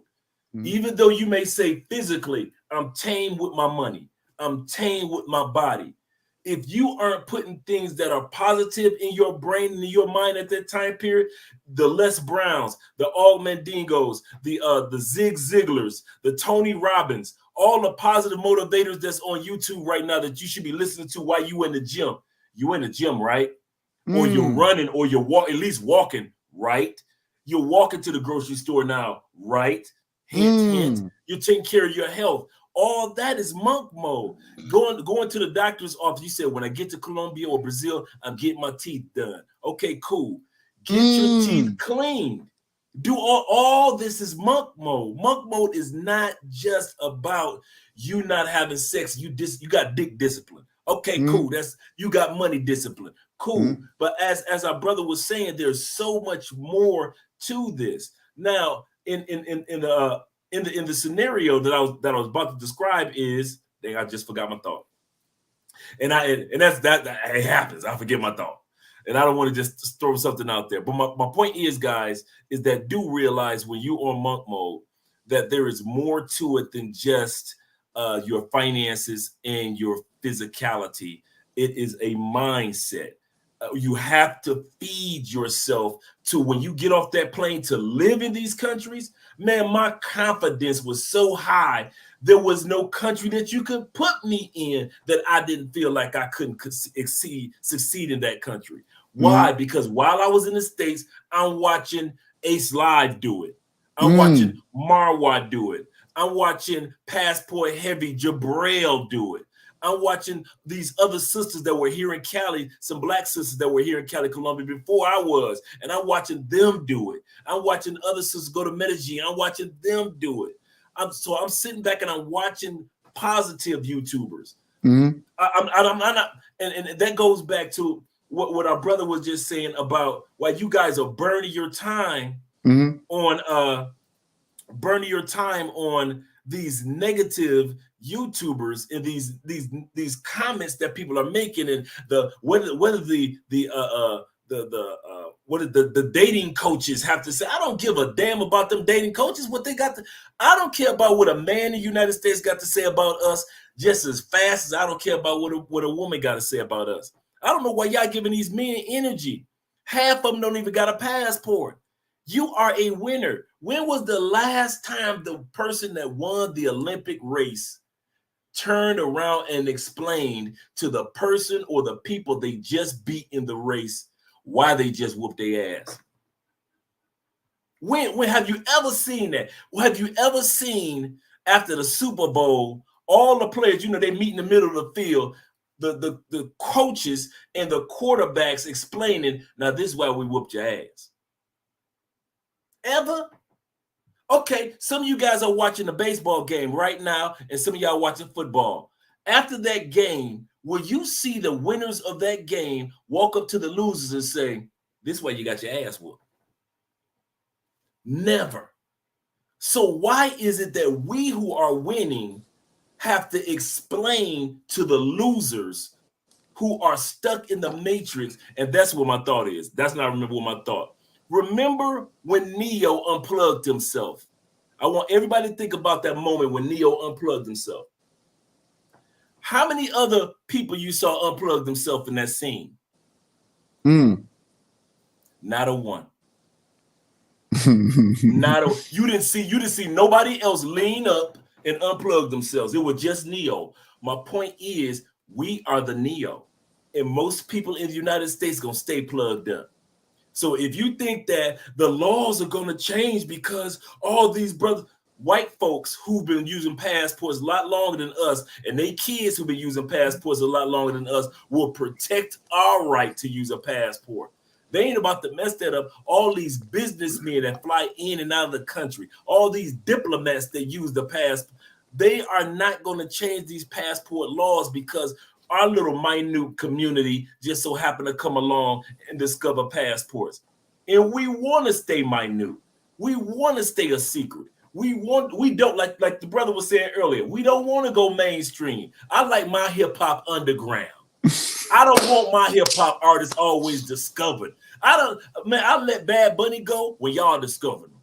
I sat back and you know how many rappers I let go? When Jay-Z was underground and he was like a wordsmith when he was rapping real fast. As soon as he started dropping albums and all the rest of y'all knew who he was, I let Jay-Z go. I like my rappers underground. So it is with this monk movement and this passport movement. We want to not be the mainstream, but I'm telling you guys, most of the world are not, just like in the movie The Matrix, you are not going to see them lean up, unplug, and all of a sudden be the next Neo. It is not. I repeat, your mama ain't going to do it. Your grandmama ain't going to do it. Your grandmama plan on passing on in Alabama, Tennessee, North Carolina, Atlanta. She got plans. She already know what G's going to call her home to. Nothing wrong with that. You got your best friend, your partner from back in the day, your road dog. Y'all used to sit up there, smoke a little shum together. That partner ain't going nowhere. That's your dog. Y'all been in shootouts and fights, and y'all fought each other one time because y'all was drunk. That partner who you smashed his little sister back in the day because when y'all was 14, she was 13. That partner, he ain't going nowhere. You gonna have to leave that partner alone. Your favorite barber, who's your dude? That's your dude. Y'all be in there talking about who's the greatest, Jordan or Kobe, LeBron up in there. You gonna have to leave your favorite barber too. You're gonna have to come to the conclusion. This monk mode and getting yourself ready for the next level of life doesn't come with the crowd. It comes with a network. I'm going to say that again. The group of people that's going to encourage you as you go through your journey to relocate to another country, or if you're visiting back and forth to other countries, it ain't going to be a crowd of people. It's going to be a network of people. People like this brother, like me, like the people in the chat, a network. We ain't your buddies or your friends. We're your network. We're your encourager. We're your support. We can tell you things and places to go that your partners ain't never told you about. We can tell you about. You say, "Hey Dre, I need to find out where a strip club off of so. Oh man, let me Google. Let me use my network. Let me Google a couple of brothers." All of a sudden, I say, "There's a strip club over there, and there's one over there." Why? I got a network. I ain't looking for nobody to just be my partner. In other words, stop. You're going to get to the point where you're in monk mode. You are going to stop inviting people in your life that cannot be a part of your network. You're going to have even people that are in Brazil, like the brother just said, this sister encouraged this man in Portuguese to see things about himself that his grandfather even saw. That's network. He probably, and this is the funny part. Yes, probably smashed plenty of chicks in the States that ain't never act like they was gonna give him that much words of encouragement and saw the value in him that one sister saw. I done ran through plenty of sisters, and ain't none of them stopped to say, "You know, Andre, I could do this for you. Oh, Andre, I take care of that for you." Not one of them. So guys, when you are in the middle of going back to the United States, you're gonna discover who your people is. Like the old folks in the South used to say, who his people is. That's what you're going to find out when you get back to the States. Because all of a sudden, your homeboys, you can't relate to them no more. You're like, it's just, I don't know what it is. These are my dogs, but I can't, these niggas drink every day. I can't be drinking every day. Like, I ain't about to spend my money like this. Some dudes sit back and say, we play poker every Friday. You're like, man, I ain't in the poker mood here in the States no more. Some of y'all in bowling leagues. Your bowling league gonna get boring. You go like, you know what? I remember I was bowling in Brazil with some finies. Now I'm here bowling with my bowling team, and we got about 5 fat girls and my boys, and they fatting out of shape, and I'm out of shape. let me get my happy ass in a gym somewhere instead of this bowling alley with these clowns. I love these clowns. I've been around these clowns for the last 10 years since I moved to this city. But all of a sudden, a metamorphosis is going to take place in you. And that's what our point is. A change will take place in you once you go back to the United States. Don't fight it. I repeat, don't fight it. At the end of the day, you're going to have to sit back and tell yourself, listen, I'm going to have to accept who I am. I am a person that either plans to relocate or to travel more than the average person, even if you're going to still live in the United States. Got you. But you plan on traveling more than the average person. Your network and the people that around you, they ain't going to understand when you got your happy ass and flew to Italy. You think they understand that you zooming to Thailand? You think your road dogs and your partners really understand why you doing a 9, 10, 12-hour flight to Brazil? They ain't never been nowhere. They never did. And before them, the reason why we can't judge the people who are our friends in the past, because before our passport, we ain't never been nowhere either. So we can relate why they think we ain't been nowhere. Let's be for real. We ain't go nowhere. Well, like the brother was just saying, our family sent us down south for the summer, but that's just basically it. Some of y'all might, some of y'all in motorcycle clubs. Shout out to my boys in the motorcycle club. You shoot down to Myrtle Beach, every blue moon. Or some of you guys up in Michigan, we go skiing, go to the black ski events. But other than that, what you doing? You going to in the South, you going to the Essence Festival. You think you done went to New Orleans, and you think you done did a little something. You ain't done nothing, because once you got your passport, you like, damn, I ain't never been nowhere. You'd have been all over the United States. As soon as you travel somewhere outside the United States, you tell yourself, damn, I ain't been nowhere.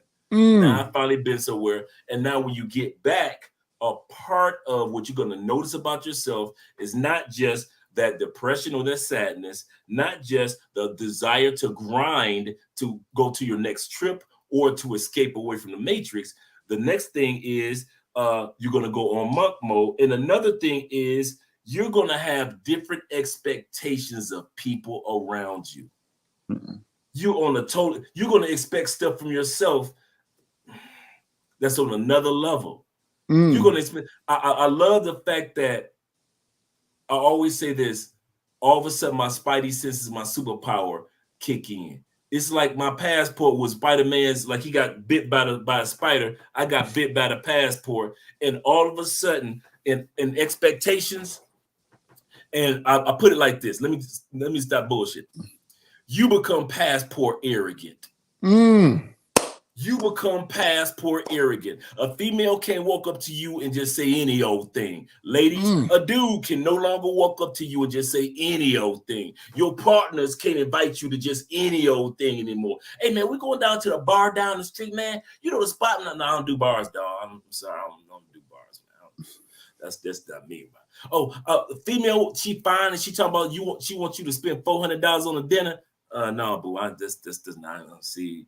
I done been to Brazil, and for $400, I could be in Brazil damn near 3 weeks. So why should I spend $400 on a meal with you when I could sit back and be in Brazil for a month and be smashing females that make you? I listen.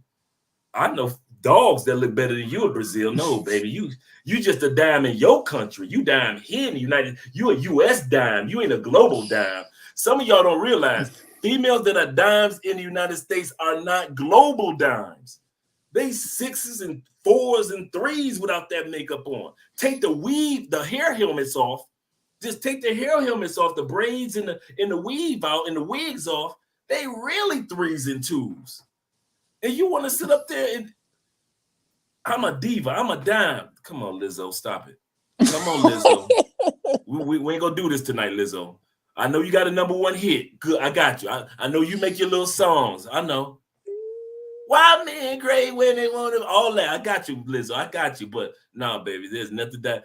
Only country in the world that's gonna try to tell you that you body positivity and body shaming is in the United States. Ain't nobody else in the world talk about it like that. Brazil gonna tell you, you're ugly. Get your ass in the gym. Colombia gonna tell you, girl, if you want a man. Grandmama gonna tell you that, girl. If you want a husband. And they're going to tell it to you in Spanish and Portuguese, you need to get your ass in the gym and then come back here and let me show you some of these recipes to cook for your man. I've been sitting here the whole time, and Andre been constantly filling for the last 2 hours, and Andre been filling up this cup. Why? Grandmama taught him. Grandmama taught her that. I ain't have to say that, Andre. When I do live streams, baby, could you cook me a meal or fill up make me some coffee or drink? No, y'all seen it 100 times. So my point is, your network is going to change in your expectation of others, and expectation of self will change. You're going to be focusing on things that you never focused on before. Am I correct, brother? Yeah, everything is correct. Everything is correct. Listen, I know you got a lot of super chats. I didn't know if you was trying to read them. No. Tonight, shout out to all you brothers that gives the super chats. But tonight, I really want to hear what you have to say, and I want guys to hear your story, okay. Especially since we're sitting around when we go back to the States. Yeah. Again, everything you're saying. Listen, is that the last one? Because I can keep going in on. Oh man, one. Listen, we got care, we got resource, we got 3 more. Oh, to go. Okay, all right, go. Yeah, we can continue because I know you got a list, and I got. But what's part of monk mode is what I wanted to say real quick, and I'm not going to be long-winded on this. Jay Clyde and Gregor always get on me. I'm long-winded, but I'm not going to be long-winded on this one. What I want to say is monk mode also is learning languages. Like for me, and I'm just saying for me, monk mode is also engulfing yourself in that culture, and language is a part of engulfing yourself in that culture. Language. I went from 0 Portuguese, 0, Andre, to about 75 to 80%. And with no help, with no professor, with no nothing. You know what monk mode is? Listening to language for 19 hours a day. 19 hours. People say, how can you listen to what you go? Y'all don't understand. When I was asleep, I had the language playing. I had to wake up in the middle of the night and turn it off so that I could get just a few hours of sleep with not hearing anything. And I did that for 11 months straight. Nobody had. Now I'm hearing that people have my same type of. They've even lessened it. Now I'm hearing people got my same talking point, and they increased it to 8 months. Decreased it to 8 months. But whether y'all believe somebody's story or not, I don't care about that. I'm like, it's inspiring to hear somebody say they learned how to speak a language in 11 months without a professor. Eu não precisa aula. Professora, ninguém. Solamente eu. So, eu esperando por minha mente. Por forte. Fica forte. Por explicar esse. So, that's all I'm saying. I waited for my mind to get a little bit strong so I can really, really go out there and explain about this. That's what so for me, learning another language is dope. And it's part of that monk mode period where monk mode is starting to pick new things up when you release old things or subvert from old things. It's picking new things up. Go ahead, bro. No, I was saying amen. Absolutely correct. Continue on. And it's picking new things up. And that's what I learned. If you drop something, you need to pick something new up. So when we talk about women, we dropped American women.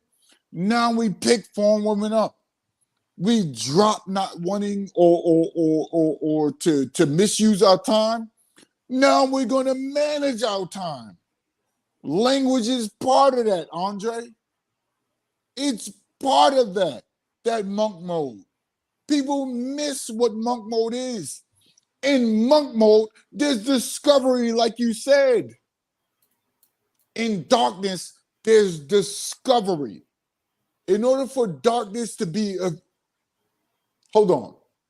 And I know this philosophical. This is what I do on my channel. So if y'all don't like philosophy, I apologize for all of the philosophy. I'm trying. These are my thoughts, right? But like my grandfather said, you got to discover who you are in order for you to understand everybody else's teachings. Right. So I discovered who I am. I love deep shit. So sometimes I don't want to be around nobody because I might be deep at that moment. I accept the one. In monk mode, you accept who the fuck you are. Absolutely correct. Hold on. In monk mode, you accept who the fuck you are. And if you don't accept who you are, you ain't in monk mode. Because there's discovery in monk mode. So language is part of that. Equating your time to what you removed is part of that. And that's what I did. That's what I've done. So add language to your monk mode. That's all I want to say, Andre. My bad. We could go into to your next point. No, that was great. That was excellent. I can't wait to look back on this one, man. Even I'm eating. It's rare I get a chance to eat. So I'm eating tonight. I'm sitting back like, man, it's good eating right here. Let me write that one down. That's what I'm thinking, man. Great, man. Great. Yeah, nice. Shout out to you and your audience, bro, for listening. Oh, man. I want to thank you for inviting me over here once again. And I mean that from the heart. Yeah, man. I like I said, man, you are really, you see that it's more than about you. And a lot of content creators don't see that it's not about them only. They tell their story, they tell their journey, but they really don't realize it's not about you only. And one of the things that makes you and I gel well, we both see that this journey that we're going through is beyond us. Yeah. Absolutely. And so somebody will sit back and see our content years after we're already living our lives in our country, and it'll open up doors in their mind to say, I think I can do that too. If those brothers did it, I can do it. The next thing that we're going to talk about in regards to once you get back to the United States after your trip, in other words, back to North America from being in South America, you're going to start finding yourself being a little bit more careful. You used to want to cuss out everything, and I know you at the firing range, and you like, I wish somebody would say something to me. When you come back to the United States, boy, you ain't trying to be around nobody. You ain't trying to deal with nobody. You don't want no mishaps, you don't want nothing to interrupt your passport. You looking like, how much child support I owe? Let me go ahead and pay this woman 6 months in advance of this child support for this boy. Whatever you got to do to protect your passport, that's where the NOMP comes from. See what I'm saying? Now we can go off into that. Now we can go off because you are protecting your passport. Let me let you go ahead and speak on that. NOMP. First, we started out with MWWIOC. We made it about women, and it was never about women, right? Women were just the thing to catapult us toward a travel, right? For many years. They were born in an environment full of women telling what to do, what religion to follow, when to wake up, when to go to sleep, what's a good woman, what's not, when to spend money on her, when not, all of that. And we could write up a list of over 30 things that we see. With that being said, we changed it. NOMP. Months ago. Nothing over my passport. This is the equivalent of saying nothing over my mama. And we know how people are over their mama. So I said, yo, that's crazy. Thinking about all of this, What do men put over everything in their lives? They put their mama over their lives. Mm-hmm. They put women in dating. They'll shoot somebody over a woman. They'll hurt somebody or harm somebody over a woman. They put their pride, their stupid, illogical pride over their entire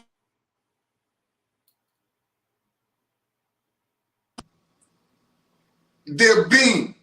I said, yo, this is crazy. And I started writing up a list. I had to. I literally started writing up a list of all of the things that men were the controllers of men, were the captivators of men, were the destroyers of men. I sat here and said, what the hell? And you know what was never on that list? The one thing that I noticed was never on that list, the father. Mm. The father which is logical, the father which is a suppressor of feelings, the father which is more astute in his thinking, a father which is more reserved, a healthy father was all of these things like what I was raised to be around, right? Teacher, correct, guider, all of that. What I was raised to be around. I said, I noticed that the man who is supposed to be the foundation of all of this is not the woman, it's the man.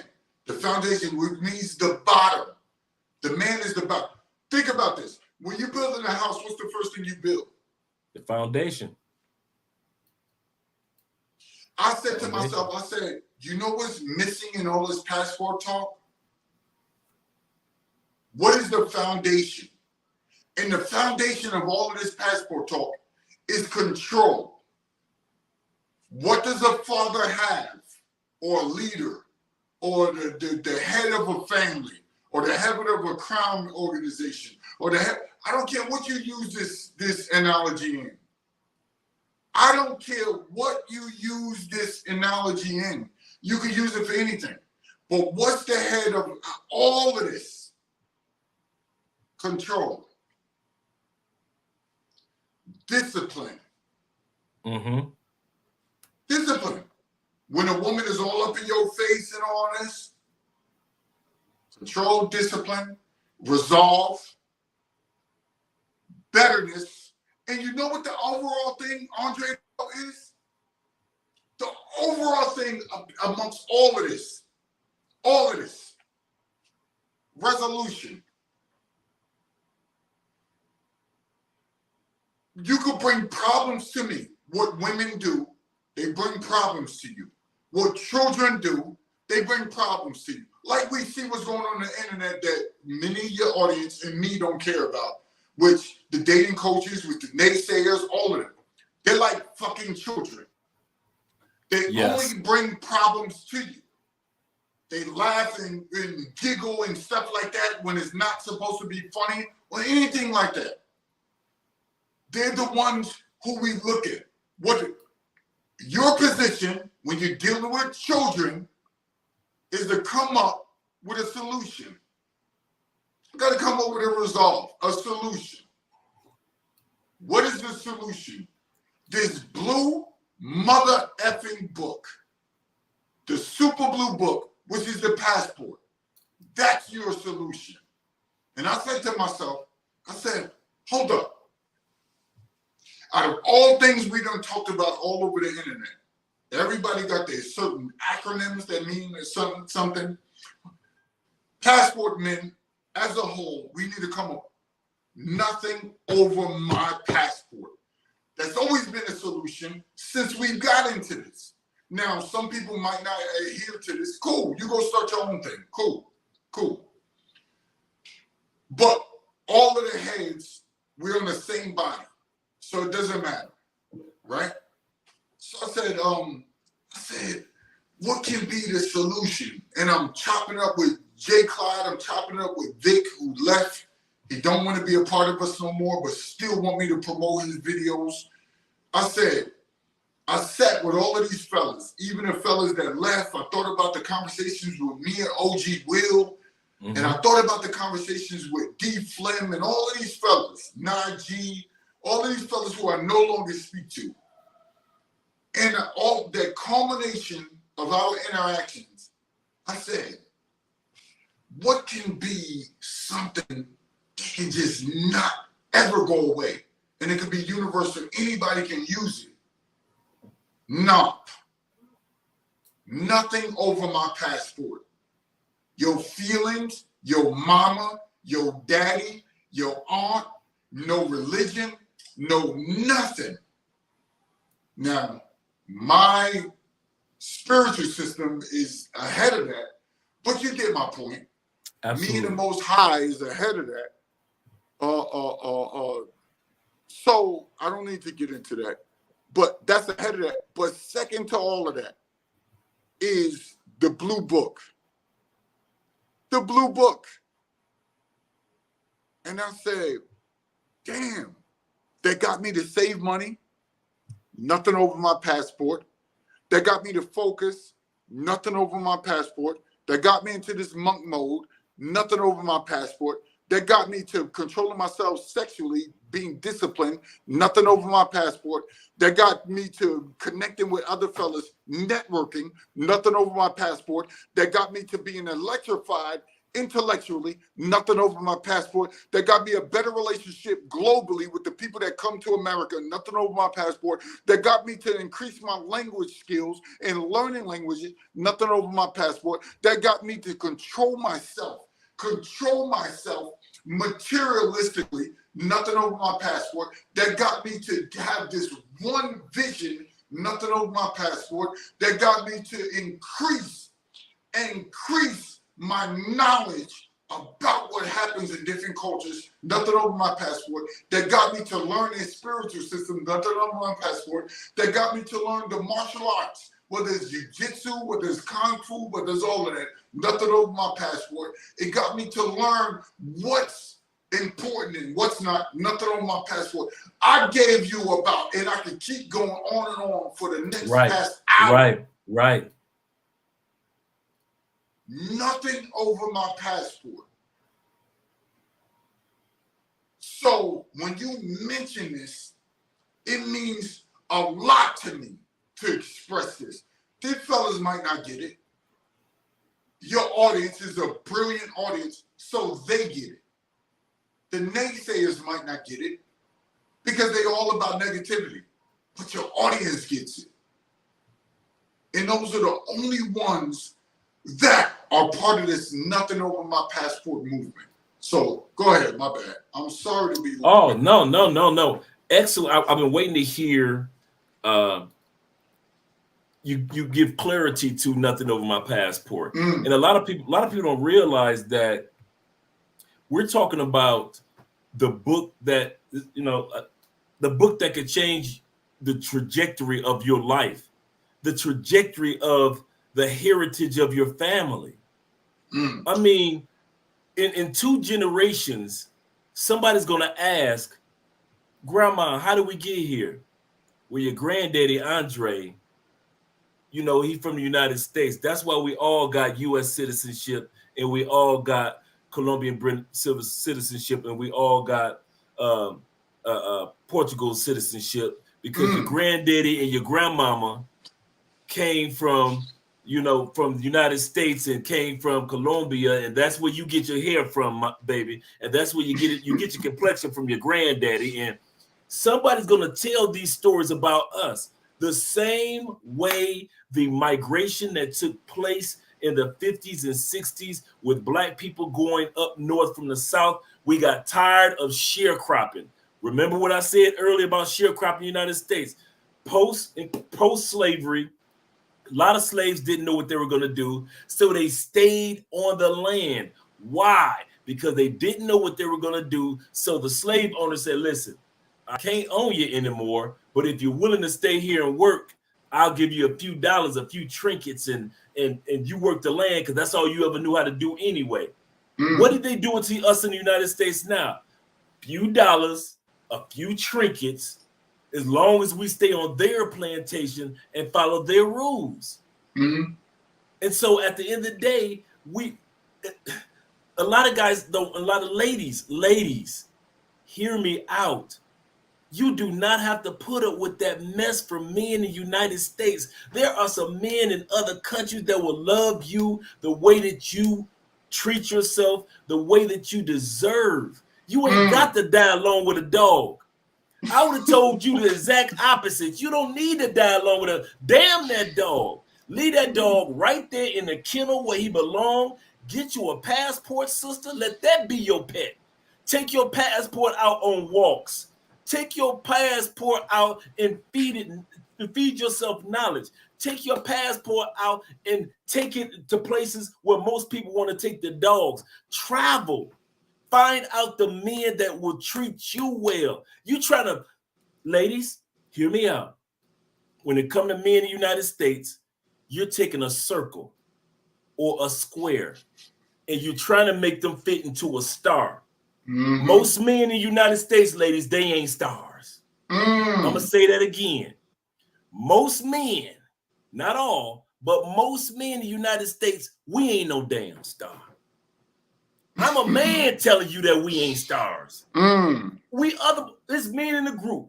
You can sit up there and tell a barefaced lie to the woman that you're in the bed with tonight, but I'm a dude. I'm your boy in the barbershop. I know you ain't shit. I wasn't shit. You ain't shit.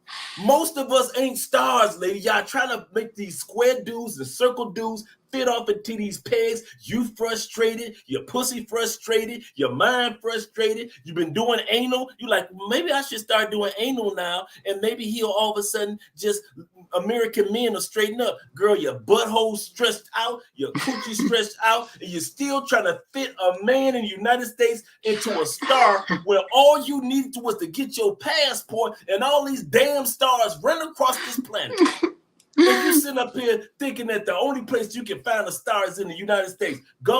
Yeah, that's why Kevin got rich off you. I love Kevin. I miss Kevin. But I'm going to tell you something. The number one reason Kevin made the money that he made from the ladies calling in every night, because all y'all kept trying to fit a square or a circle into a damn star. And Kevin looking at y'all like some fools. And us men, we were entertained because we looking at y'all like, hey, watch this. Watch what she try to do with that circle. She gonna try to make a circle into a star. Watch this, bro. Watch this. Don't say nothing. Watch this. And Kevin will tell you, well, ma'am, that's the word, ma'am. That's a circle. No. I deserve to make him fit into, ma'am. What's wrong with just getting a man that's a circle and putting him inside of the circle? What's wrong with that, ma'am?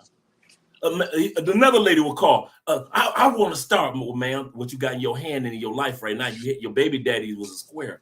What's wrong with being with a square and just putting it right off in there, ma'am? But y'all steady calling Kevin every night. I want a star, 6 figures, 6-inch dick with a 6-pack, and I want her to be 6 feet tall. Okay, but you're sitting up there with a circle in your hand and you're steady trying to put it in there. If you ain't gonna listen to the brother in the state that was trying to help you to the day that he died, at least listen to us brothers that are saying, sisters, get your passports. If you go get your booty blew out, get it blew out in a country where you're happy with a man that's gonna appreciate you. Because I'm telling you, us men in the United States, we're gonna bust your booty out and we don't give a damn about you. We really don't. I done ran through them. I can tell you. It's many a heartbreak in the United States. I was like Michael Jackson, heartbreak hotel. I'm telling you. So when we say monk mode, we also mean this for the ladies. We also mean that ladies can change their life. You can buy property. You can start building a laptop lifestyle. I meet so many women that come down here to Cali. There's a woman right around the corner. She was married to a brother in Egypt. She got full citizenship as an Egyptian. A sister. Full citizenship. She's been traveling since 91. She just came down here just for the Afro-Colombia Festival. And guess what she headed back to? Traveling around the world, and she headed back to Egypt. You know why? Because she ain't sitting up there wasting her years in the United States trying to make a star out of us dudes. And we telling you, boo, I am not a star. I'm a circle. I can do that for you. I'm a square. I got your back. But if you try to make every man in the United States a star, your lonely ass gonna die. Some of y'all gonna die with that vibrator still zooming. You gonna bust your heart, and that vibrator and the dog gonna be licking on your face trying to revive you, and that vibrator gonna be until the battery die. Your battery you gonna die before your vibrator battery die. Keep on playing in the United States, think this a game, and thinking that you got 2 or 3 lives. Like, I got a couple lives. I got this life, so I'm gonna fuck this life up. And then, girl, here's what I'm gonna do. I'm gonna go in my closet, and then out of my purse, I'm gonna pull my other life out, and then I'm gonna really be the person who I'm supposed to be. No, sisters. No, life doesn't work like that. Your big brother Andre and your uncle over here is telling you right now. Yes, letting you know. Listen. If you are woman enough in the United States to say, listen, I'm content with a man that's a circle, put him on in there. Nothing wrong with the circle, brothers. If you're content with having a man that fits in a square, you already had a baby by him, you might as well go ahead and stick with him. Go on, get with that brother. But if you think you about to spend the next 10, 20 years trying to make stars out of every damn body, we ain't built for that. And I'm telling you as a man, all of us ain't stars, and that ain't gonna happen. And some of y'all gonna be walking around with a square in your hand and a circle in your hand and a beat up coochie and a hurt heart, and your wallet gonna be empty. So at the end of the day, I'm just being honest. See, dudes ain't gonna tell you that because they see when you on monk mode, you can talk like this because I ain't trying to fuck you. See, I talk like this to women in the United States because I ain't trying to fuck. See, you dudes that still trying to fuck, you can't talk like this. Because if you say this, you running off the coochie, right? I can say that because when I was on monk mode, I talked to my female friends like, well, I don't give a damn about you. Girl, go ahead. Keep on giving me that coochie you want to. You going to end up with a hurt heart. I got a passport. I'm leaving this country. So I'm telling you, you cannot, ladies, take it back. Even, let's prove me. Okay, here we go, ladies. You always think you're right about every damn thing anyway. Prove us wrong. Get your passport. Go and prove us wrong. Go and fly somewhere. I don't give a damn where you go. Fly somewhere. Prove us wrong. Come back to the States and say, it ain't all that. I don't see why the men act like it's all that. Prove us wrong. Get your passport. Don't be yapping on YouTube and trying to tell us about the passport bros and what passport men do. Oh, hell no. You happy ass think you know everything else? Go ahead, ladies. Get your little passport. Felicia, tell your girlfriends. All y'all, Chantel, tell your girlfriends, get y'all passports and get to flying somewhere that y'all ain't never been before. And then come back and try to tell us, because y'all be on that as soon as y'all get dicked down by some dude over in Portugal or some Afro-Colombian, put that afro up in you. And then you get back on the plane and you crying like we do. Now you understand what the passport brothers are talking about. You like, you know what? Before I got my passport, girl, I ain't know what these passport brothers was talking about. But when I went to Brazil and I got digged down by a Brazilian, now you're crying. Now you know why we on the plane crying. But while you sitting over there in America sipping lemonade, eating American apple pie, and Uncle Sam rubbing your shoulders, it's easy to talk shit about somebody else. That's easy. Anybody can talk shit. You ain't got no passport.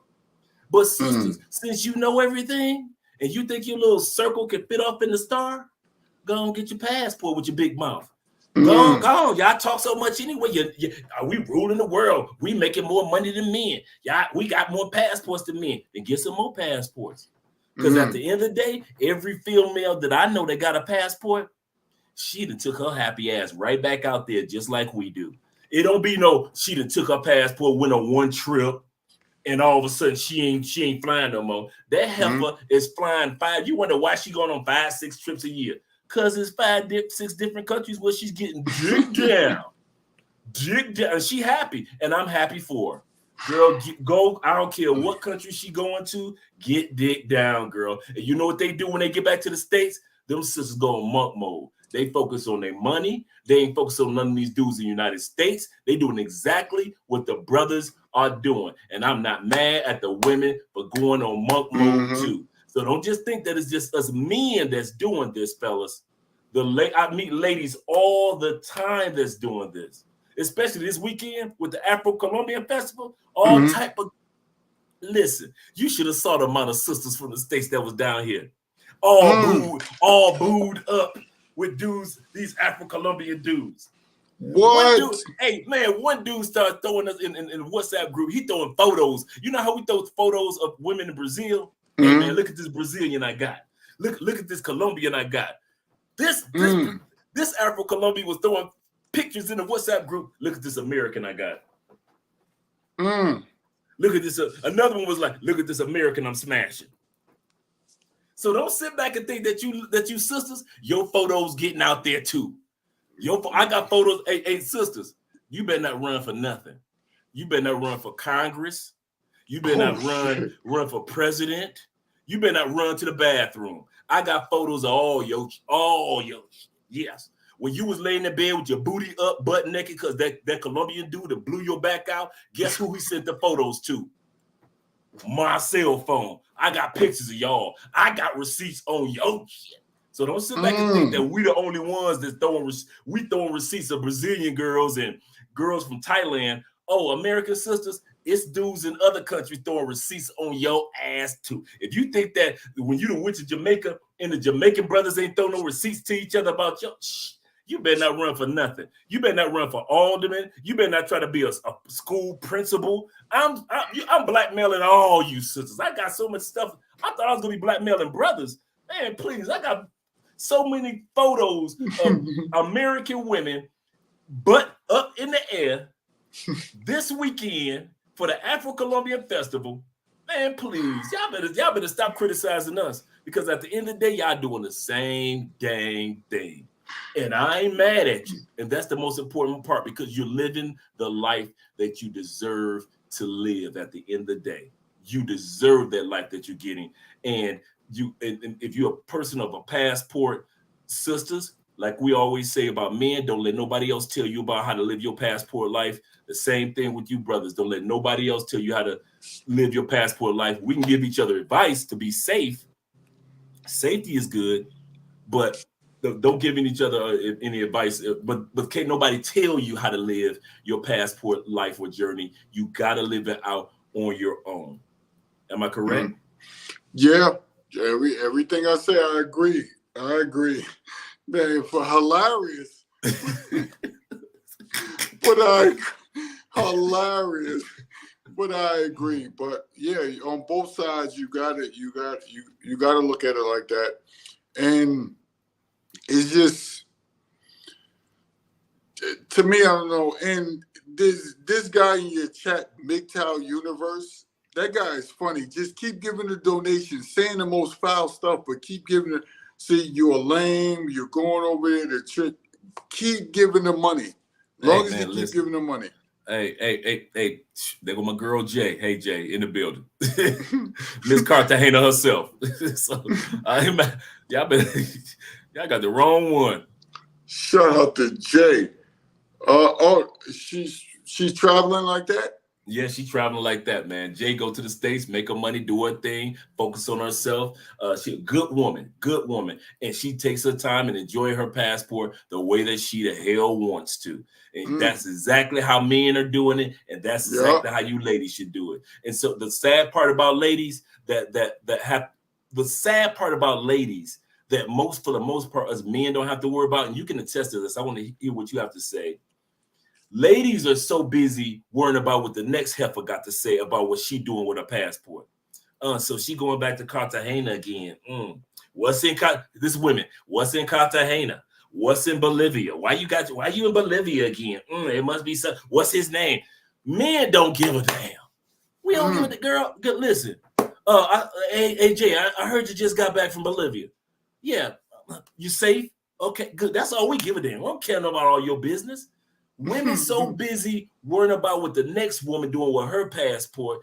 You ladies are gun shy about going out to another country because you worried about what the heifer in the States got to say. Don't worry about what that shit, because she ain't got no passport. She ain't got no man.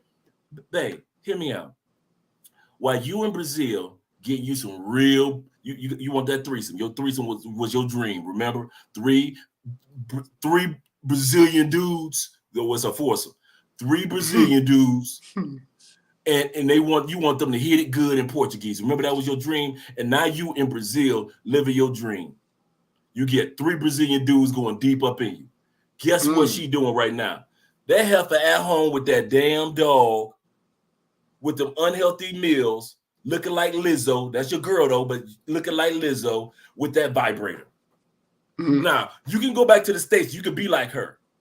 Or you can go ahead, use your passport, and go ahead, fulfill your fantasy in Brazil. But you can't keep both people happy.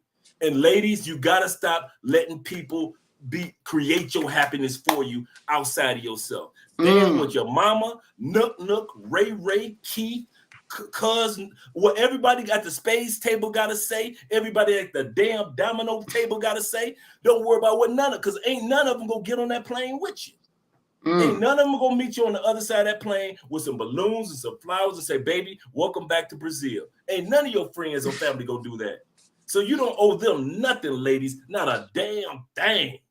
You owe you, because this is your one time, one chance, one opportunity on this planet.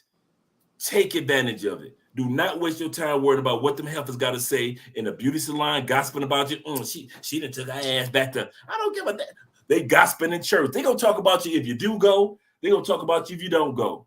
So you might as well go, ladies. Don't worry about what them heifers talking about in regards to, she done left again. She just went back over there 3 weeks ago. Ladies, that's the same gossip women do to us. So you ain't alone, damn. You are not alone. That's the same gossip that they bring to us. All right. So I know you have more points to go into, but because I know you said you had no. The last one we're just gonna go. The last one we're gonna skip 6. Okay. And we're gonna combine 6 and 7. 6 and 7 is networking and resources. When you find yourself going back to the United States after your first trip, you're going to start finding how, okay, I need resources. I need to start communicating with people that can get me online job connections. Somebody can help me if I'm writing a book. Where do I publish, or how do I self-publish? If I am creating a website, do I go to Fiverr or do I go to my boy who's IT guy? What do I do? You start to network. And you start to take advantage of resources in order to be. And shout out to my man in regards to the super chat and all you guys out there with the super chats. And excuse me, and guys, forgive me for not going through everybody's comments and everybody's super chat. We appreciate it so much. But hey, we running off at the mouth tonight. But at the end of the day, do realize that you definitely want to start creating networks. And you want to start taking advantage of the resources that those networks have. I give you a perfect example. If you're coming to Brazil or Rio, there is expat. You go to Facebook, expats in Rio. If you want to be black expats expats in Rio, join them on Facebook. WhatsApp groups. I'm in 30 WhatsApp groups. Damn. I cut it down to 11, and everybody kept creating more. And I'm like, how did my name get in these? And I'm like, okay, I'm rolling with you, brothers. I'm rolling with you, sisters. Damn. So I know, right? And so remember that you definitely want to create that true network of people that understand what you're going through as a person that's deciding to travel or a person that's deciding to be an expat, because your everyday family, friends, and coworkers, and people in church or at the mosque or at the temple, they will not understand what has been put in your spirit to do.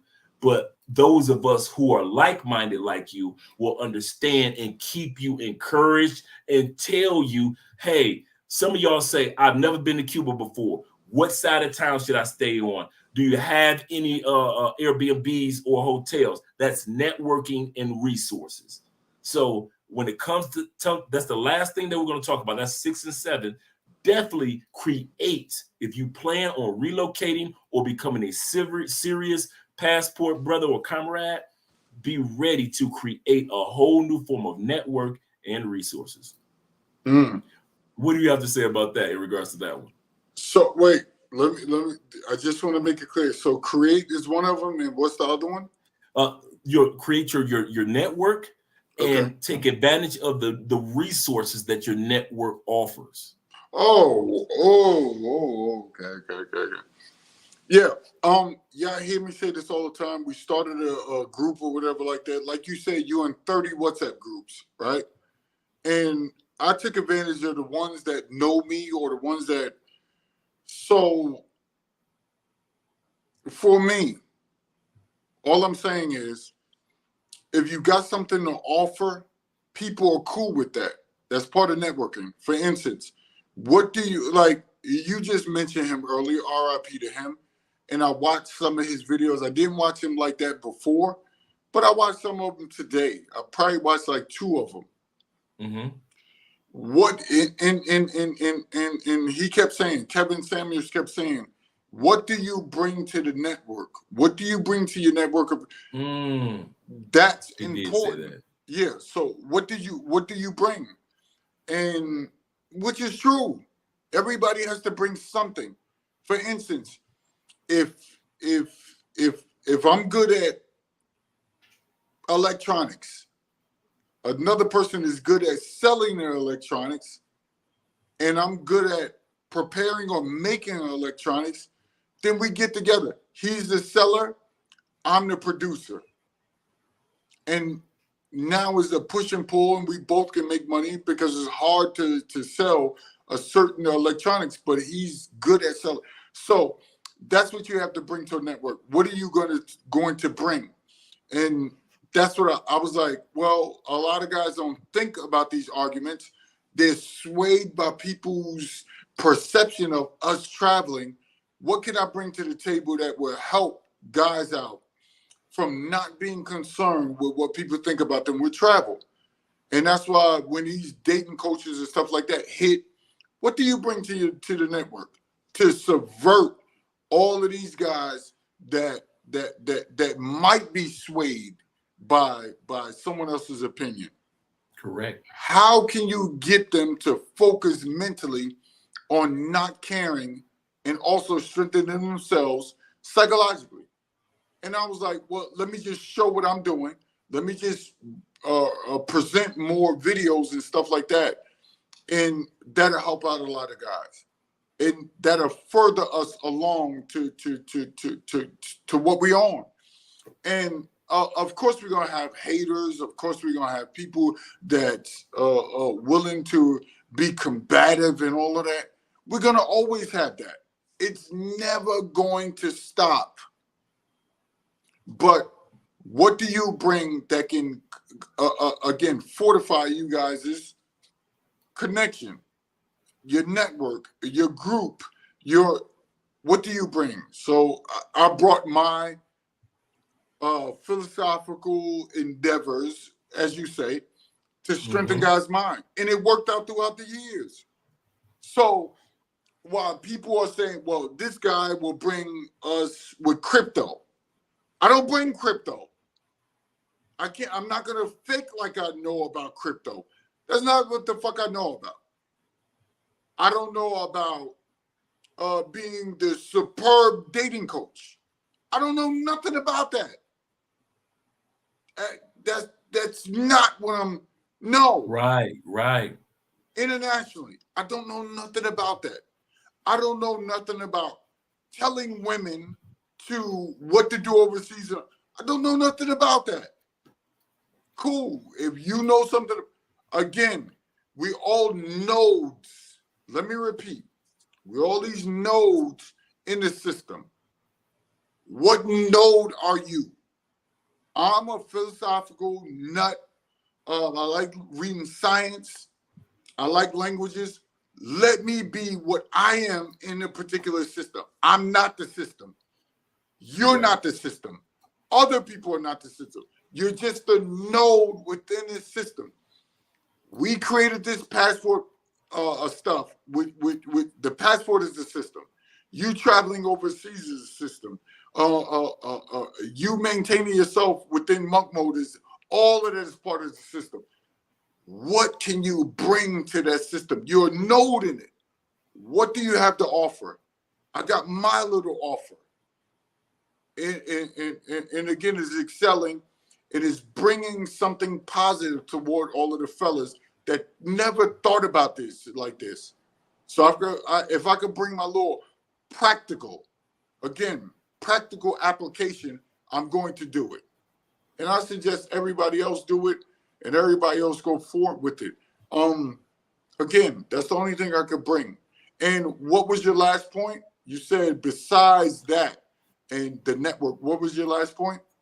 You actually answered both of them. You talked about the value of a network, and you talked about the value of the resources in the network. But you even added more to it, like you said that Kevin mentioned, is bringing value to your network. What resources or information or knowledge can you share within a network?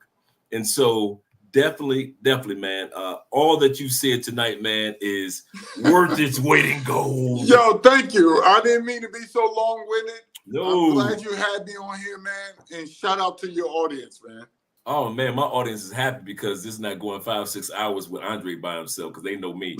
So they like goodness great. Andre with a 2.5 hour.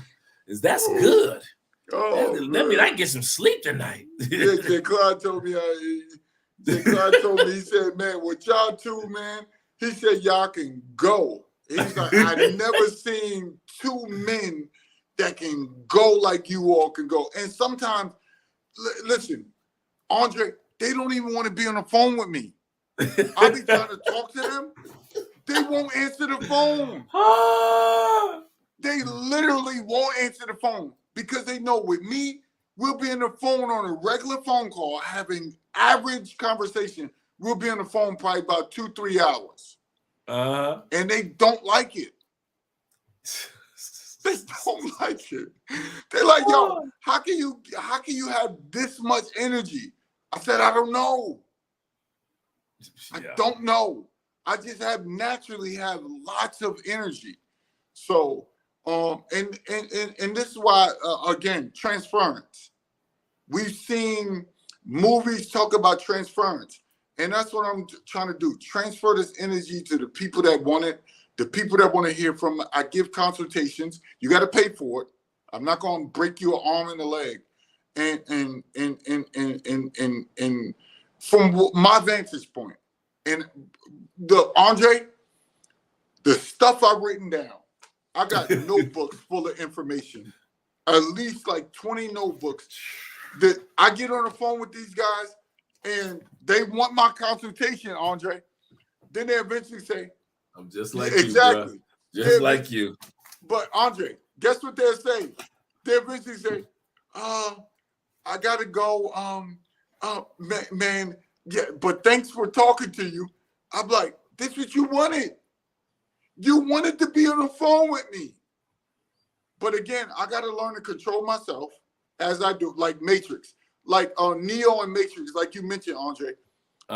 When he came out, when he first took the red pill, he went through the transition, he went down, he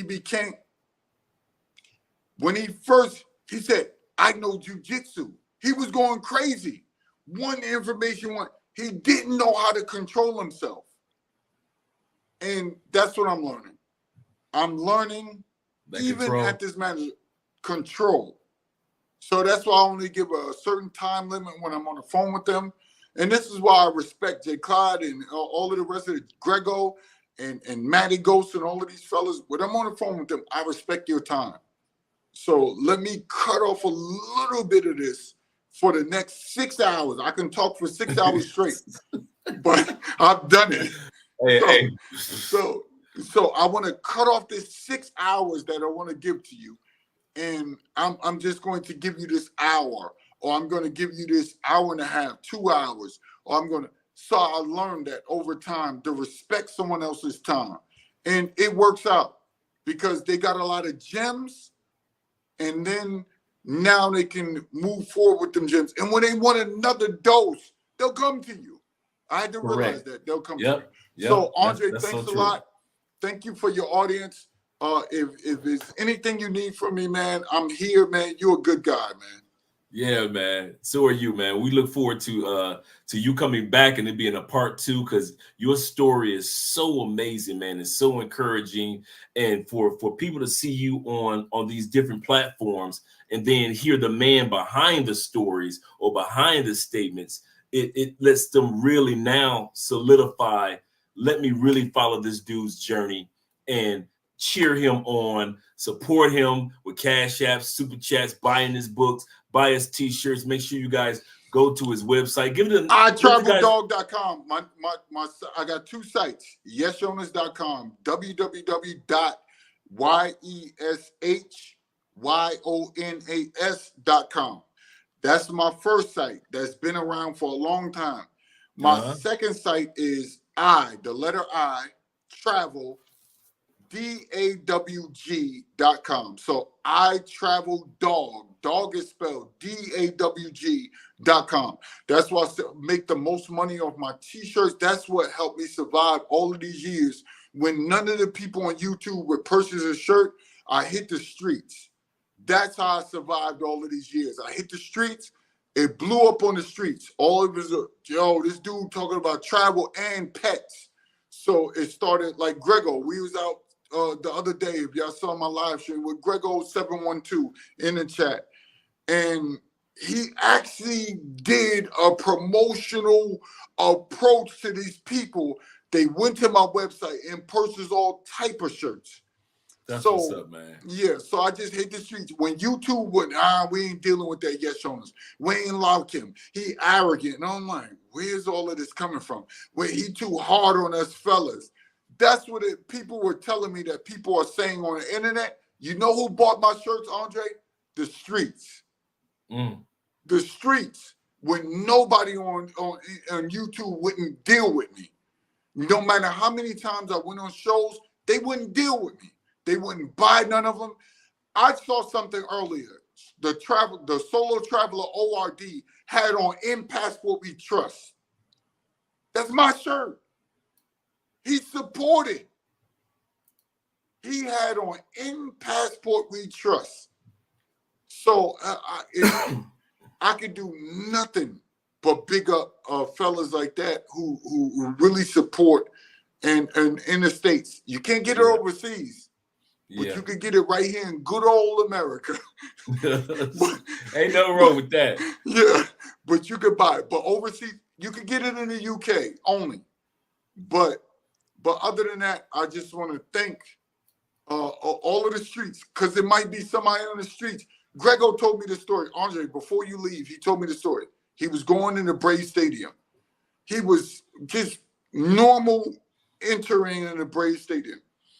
He said that he heard this couple talking.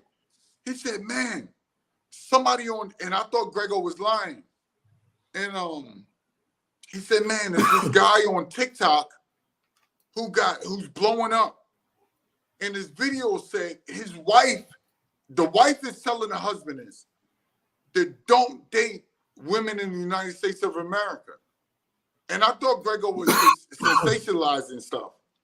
He said, don't date or marry in the United States of America, go overseas. And Grego said he was astounded. He was like shocked. He was like, so her husband asked, what's his name? He said, I don't know, but he's telling, his videos are very funny with these sound effects. That's when Grego knew it was me. Your sound effect, I give you that one. Grego said, them sound effects come in right on cue. Grego was like, yo, that's my boy. I know him. I'm best friends with him. Here you go. And all of a sudden, I got a follow on TikTok. It was the couple. Wow. So I was like, Grego wasn't joking. So this, you never know. This is a white suburban couple. It's not even a black couple. But she got wind of one of my videos. This is bigger than what you all think. Yeah. Yeah. So I want to thank you for bringing me on here, man. You have a good night. To you and your audience, I don't know if you have some parting words for you, but I'm going to leave out, let you talk to your audience for a second. Man, Andre, if we could do this again, if you could come on my channel, I can anytime, pose brother. these same questions to you, okay, and then we could go from there. Okay, deal.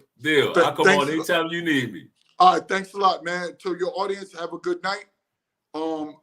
Again, yo, I'm humbled. All right, man. I'm glad that you made it out here, man. All right, peace. Have a good one, Andre. You too. All right, peace. Peace. Oh man, guys, was that not? Hey, I wish I had popcorn popping and a couple of beers, because that was Friday night drinking hand on a Thursday night. And so I'm so happy to hear that, brothers. I'm not gonna be any longer, guys. Maybe another 5 minutes, but you know my 5 minutes.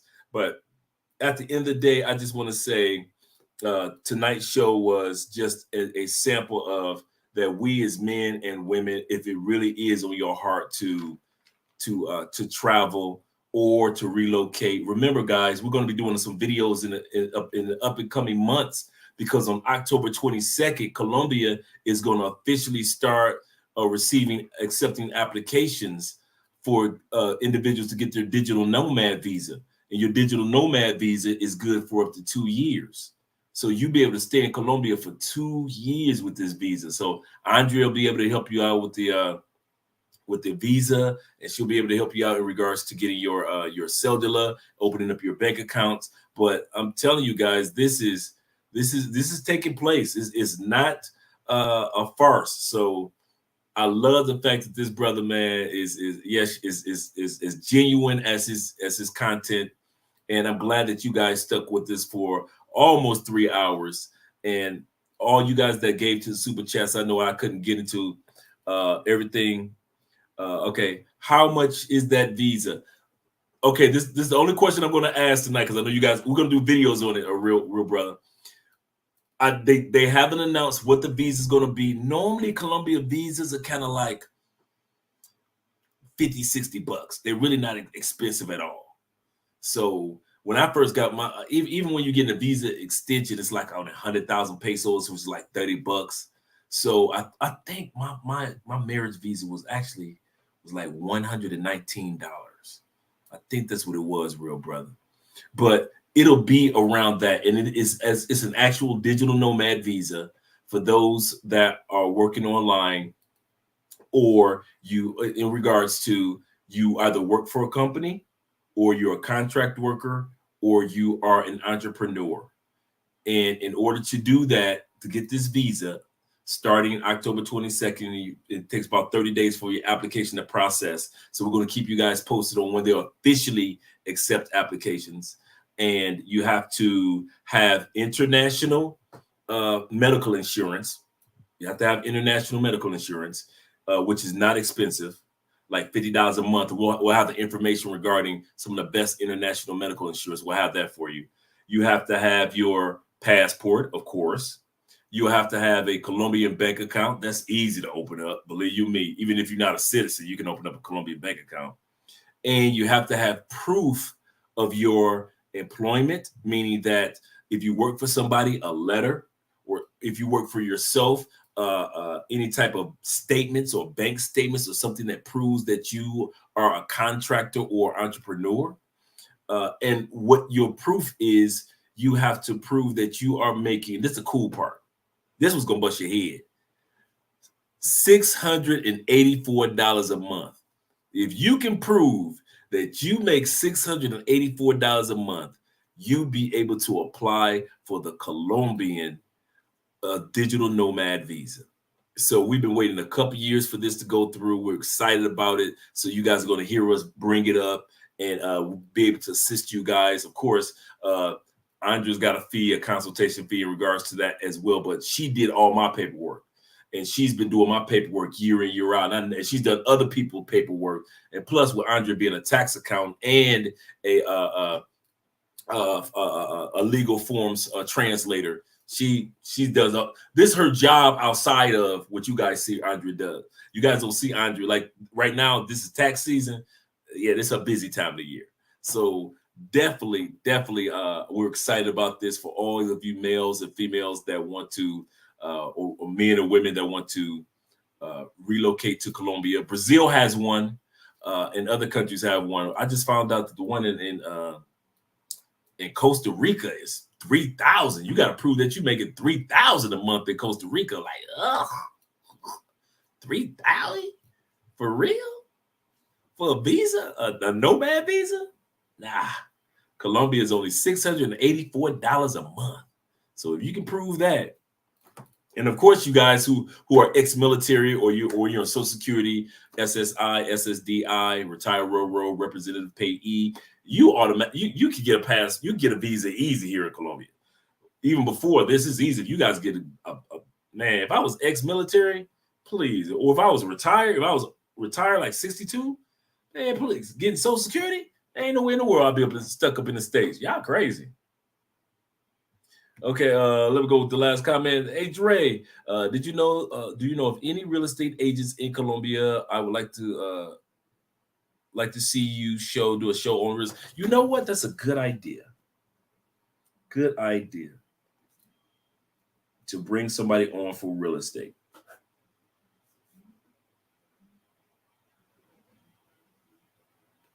Okay.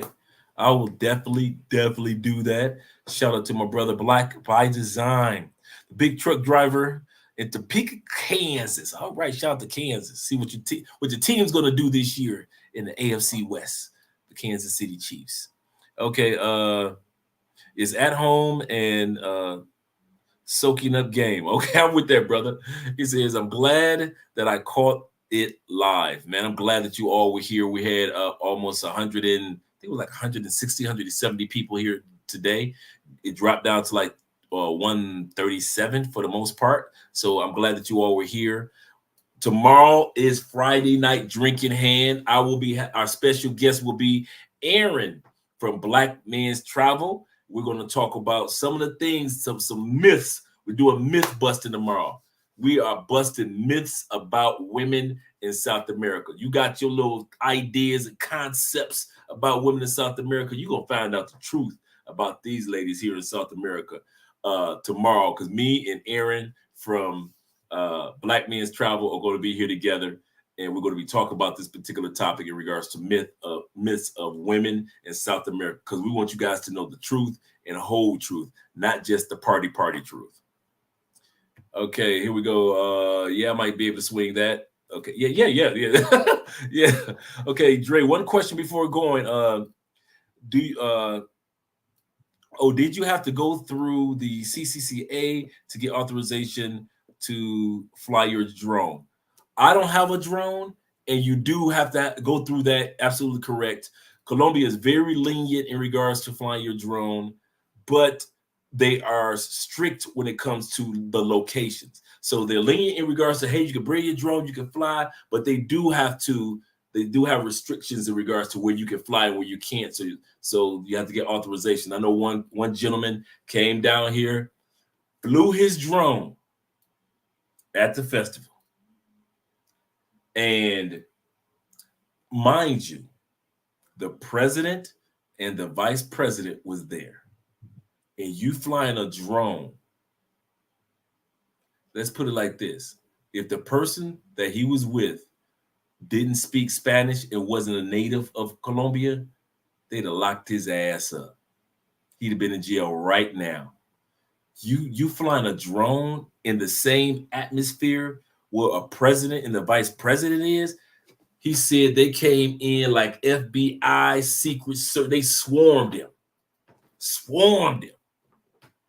And I'd already warned him. I'd already said, dude, you may not want to, you may not want to do that. But I want to joke, okay, go on, get your drone shots in. And that's going to be your ass. And fortunately, the person that he was with was from this country and was able to bring down the atmosphere of the situation. And they were like, okay, cool, put your shit away and get your ass on somewhere. So when it came to the drones, there's certain locations you can, and there's certain locations you can't. Yeah.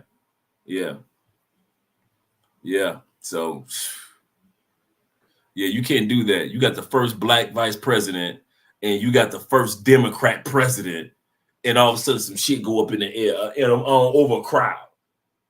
We don't know if you're gonna spray. They don't know if you're about to spray some shit in the crowd.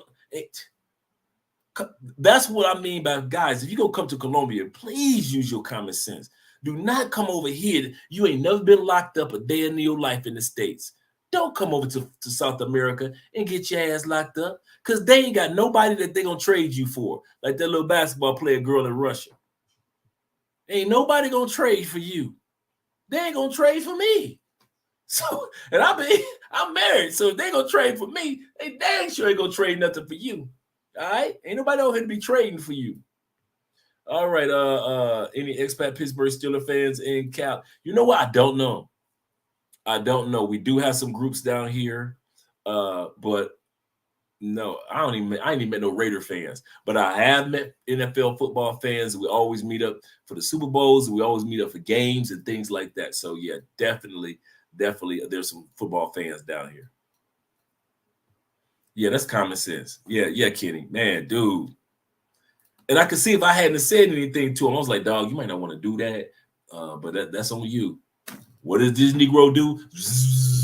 They just came swarming, and we already because before he came, we were at the event that this happened Saturday or Sunday. We were at the event on Friday. So we already saw the security and Secret Service and, military all over the place, local police, because we know that the vice president was on stage giving a speech, and she was singing. So she's singing to her people because she's been coming to Petronio Festival for all these years since she was young. So now she get to, she on stage, and you talking about flying a damn drone. Man, you want to sit your happy ass down somewhere? Everything can't be done. You better buy some drone footage like the rest of us. Like, hey, anybody got any drone footage of Petronio Festival that I could use from 2003? I don't care. Shit. But to sit up there, no. Drones can't go everywhere in Colombia. Even Ace is wise with his drone. He's always been wise. Like, okay, this is the area I could fly. This is not the area. I don't know how he finds out, but there's some way that Ace can find out, like through an app, to find out if this area is like a fly zone or if it's a no-fly zone. Like I said, I don't have a drone yet, so I don't know. Usually I just buy my drone footage of Cartagena. I go online and buy it. But at the end of the day, when it comes to drone, and a lot of YouTubers do that. But at the end of the day, if you're a drone person and you love enjoying your drone, be wise, man. Do not just fly your drone in the air and think that you can get away with it, because yeah, they came for your boy. They came for him. All right, there aren't any Steelers fans anywhere outside. Black and yellow, black and yellow, black and yellow, black and yellow. I had to do it. Yeah, drinking hand tomorrow night is going to be lit. Yeah, we're going to have some fun, me and Aaron. I'm really looking forward to this one. All right, guys. I know it's like 93 of you guys here. Go ahead, enjoy the rest of the football game, baseball game, if it's still on. And I'm about to watch a bunch of highlights since I've already missed these games. I think I heard Steve from ORD, Travel ORD, make you subscribe to his channel, Travel ORD. I think he said the Bears were playing today. So I'm going to go check the highlights out. I'll see you guys later. Love crossing borders. My name is Andre. See you guys tomorrow night. This was fun. This was real fun. I needed this one.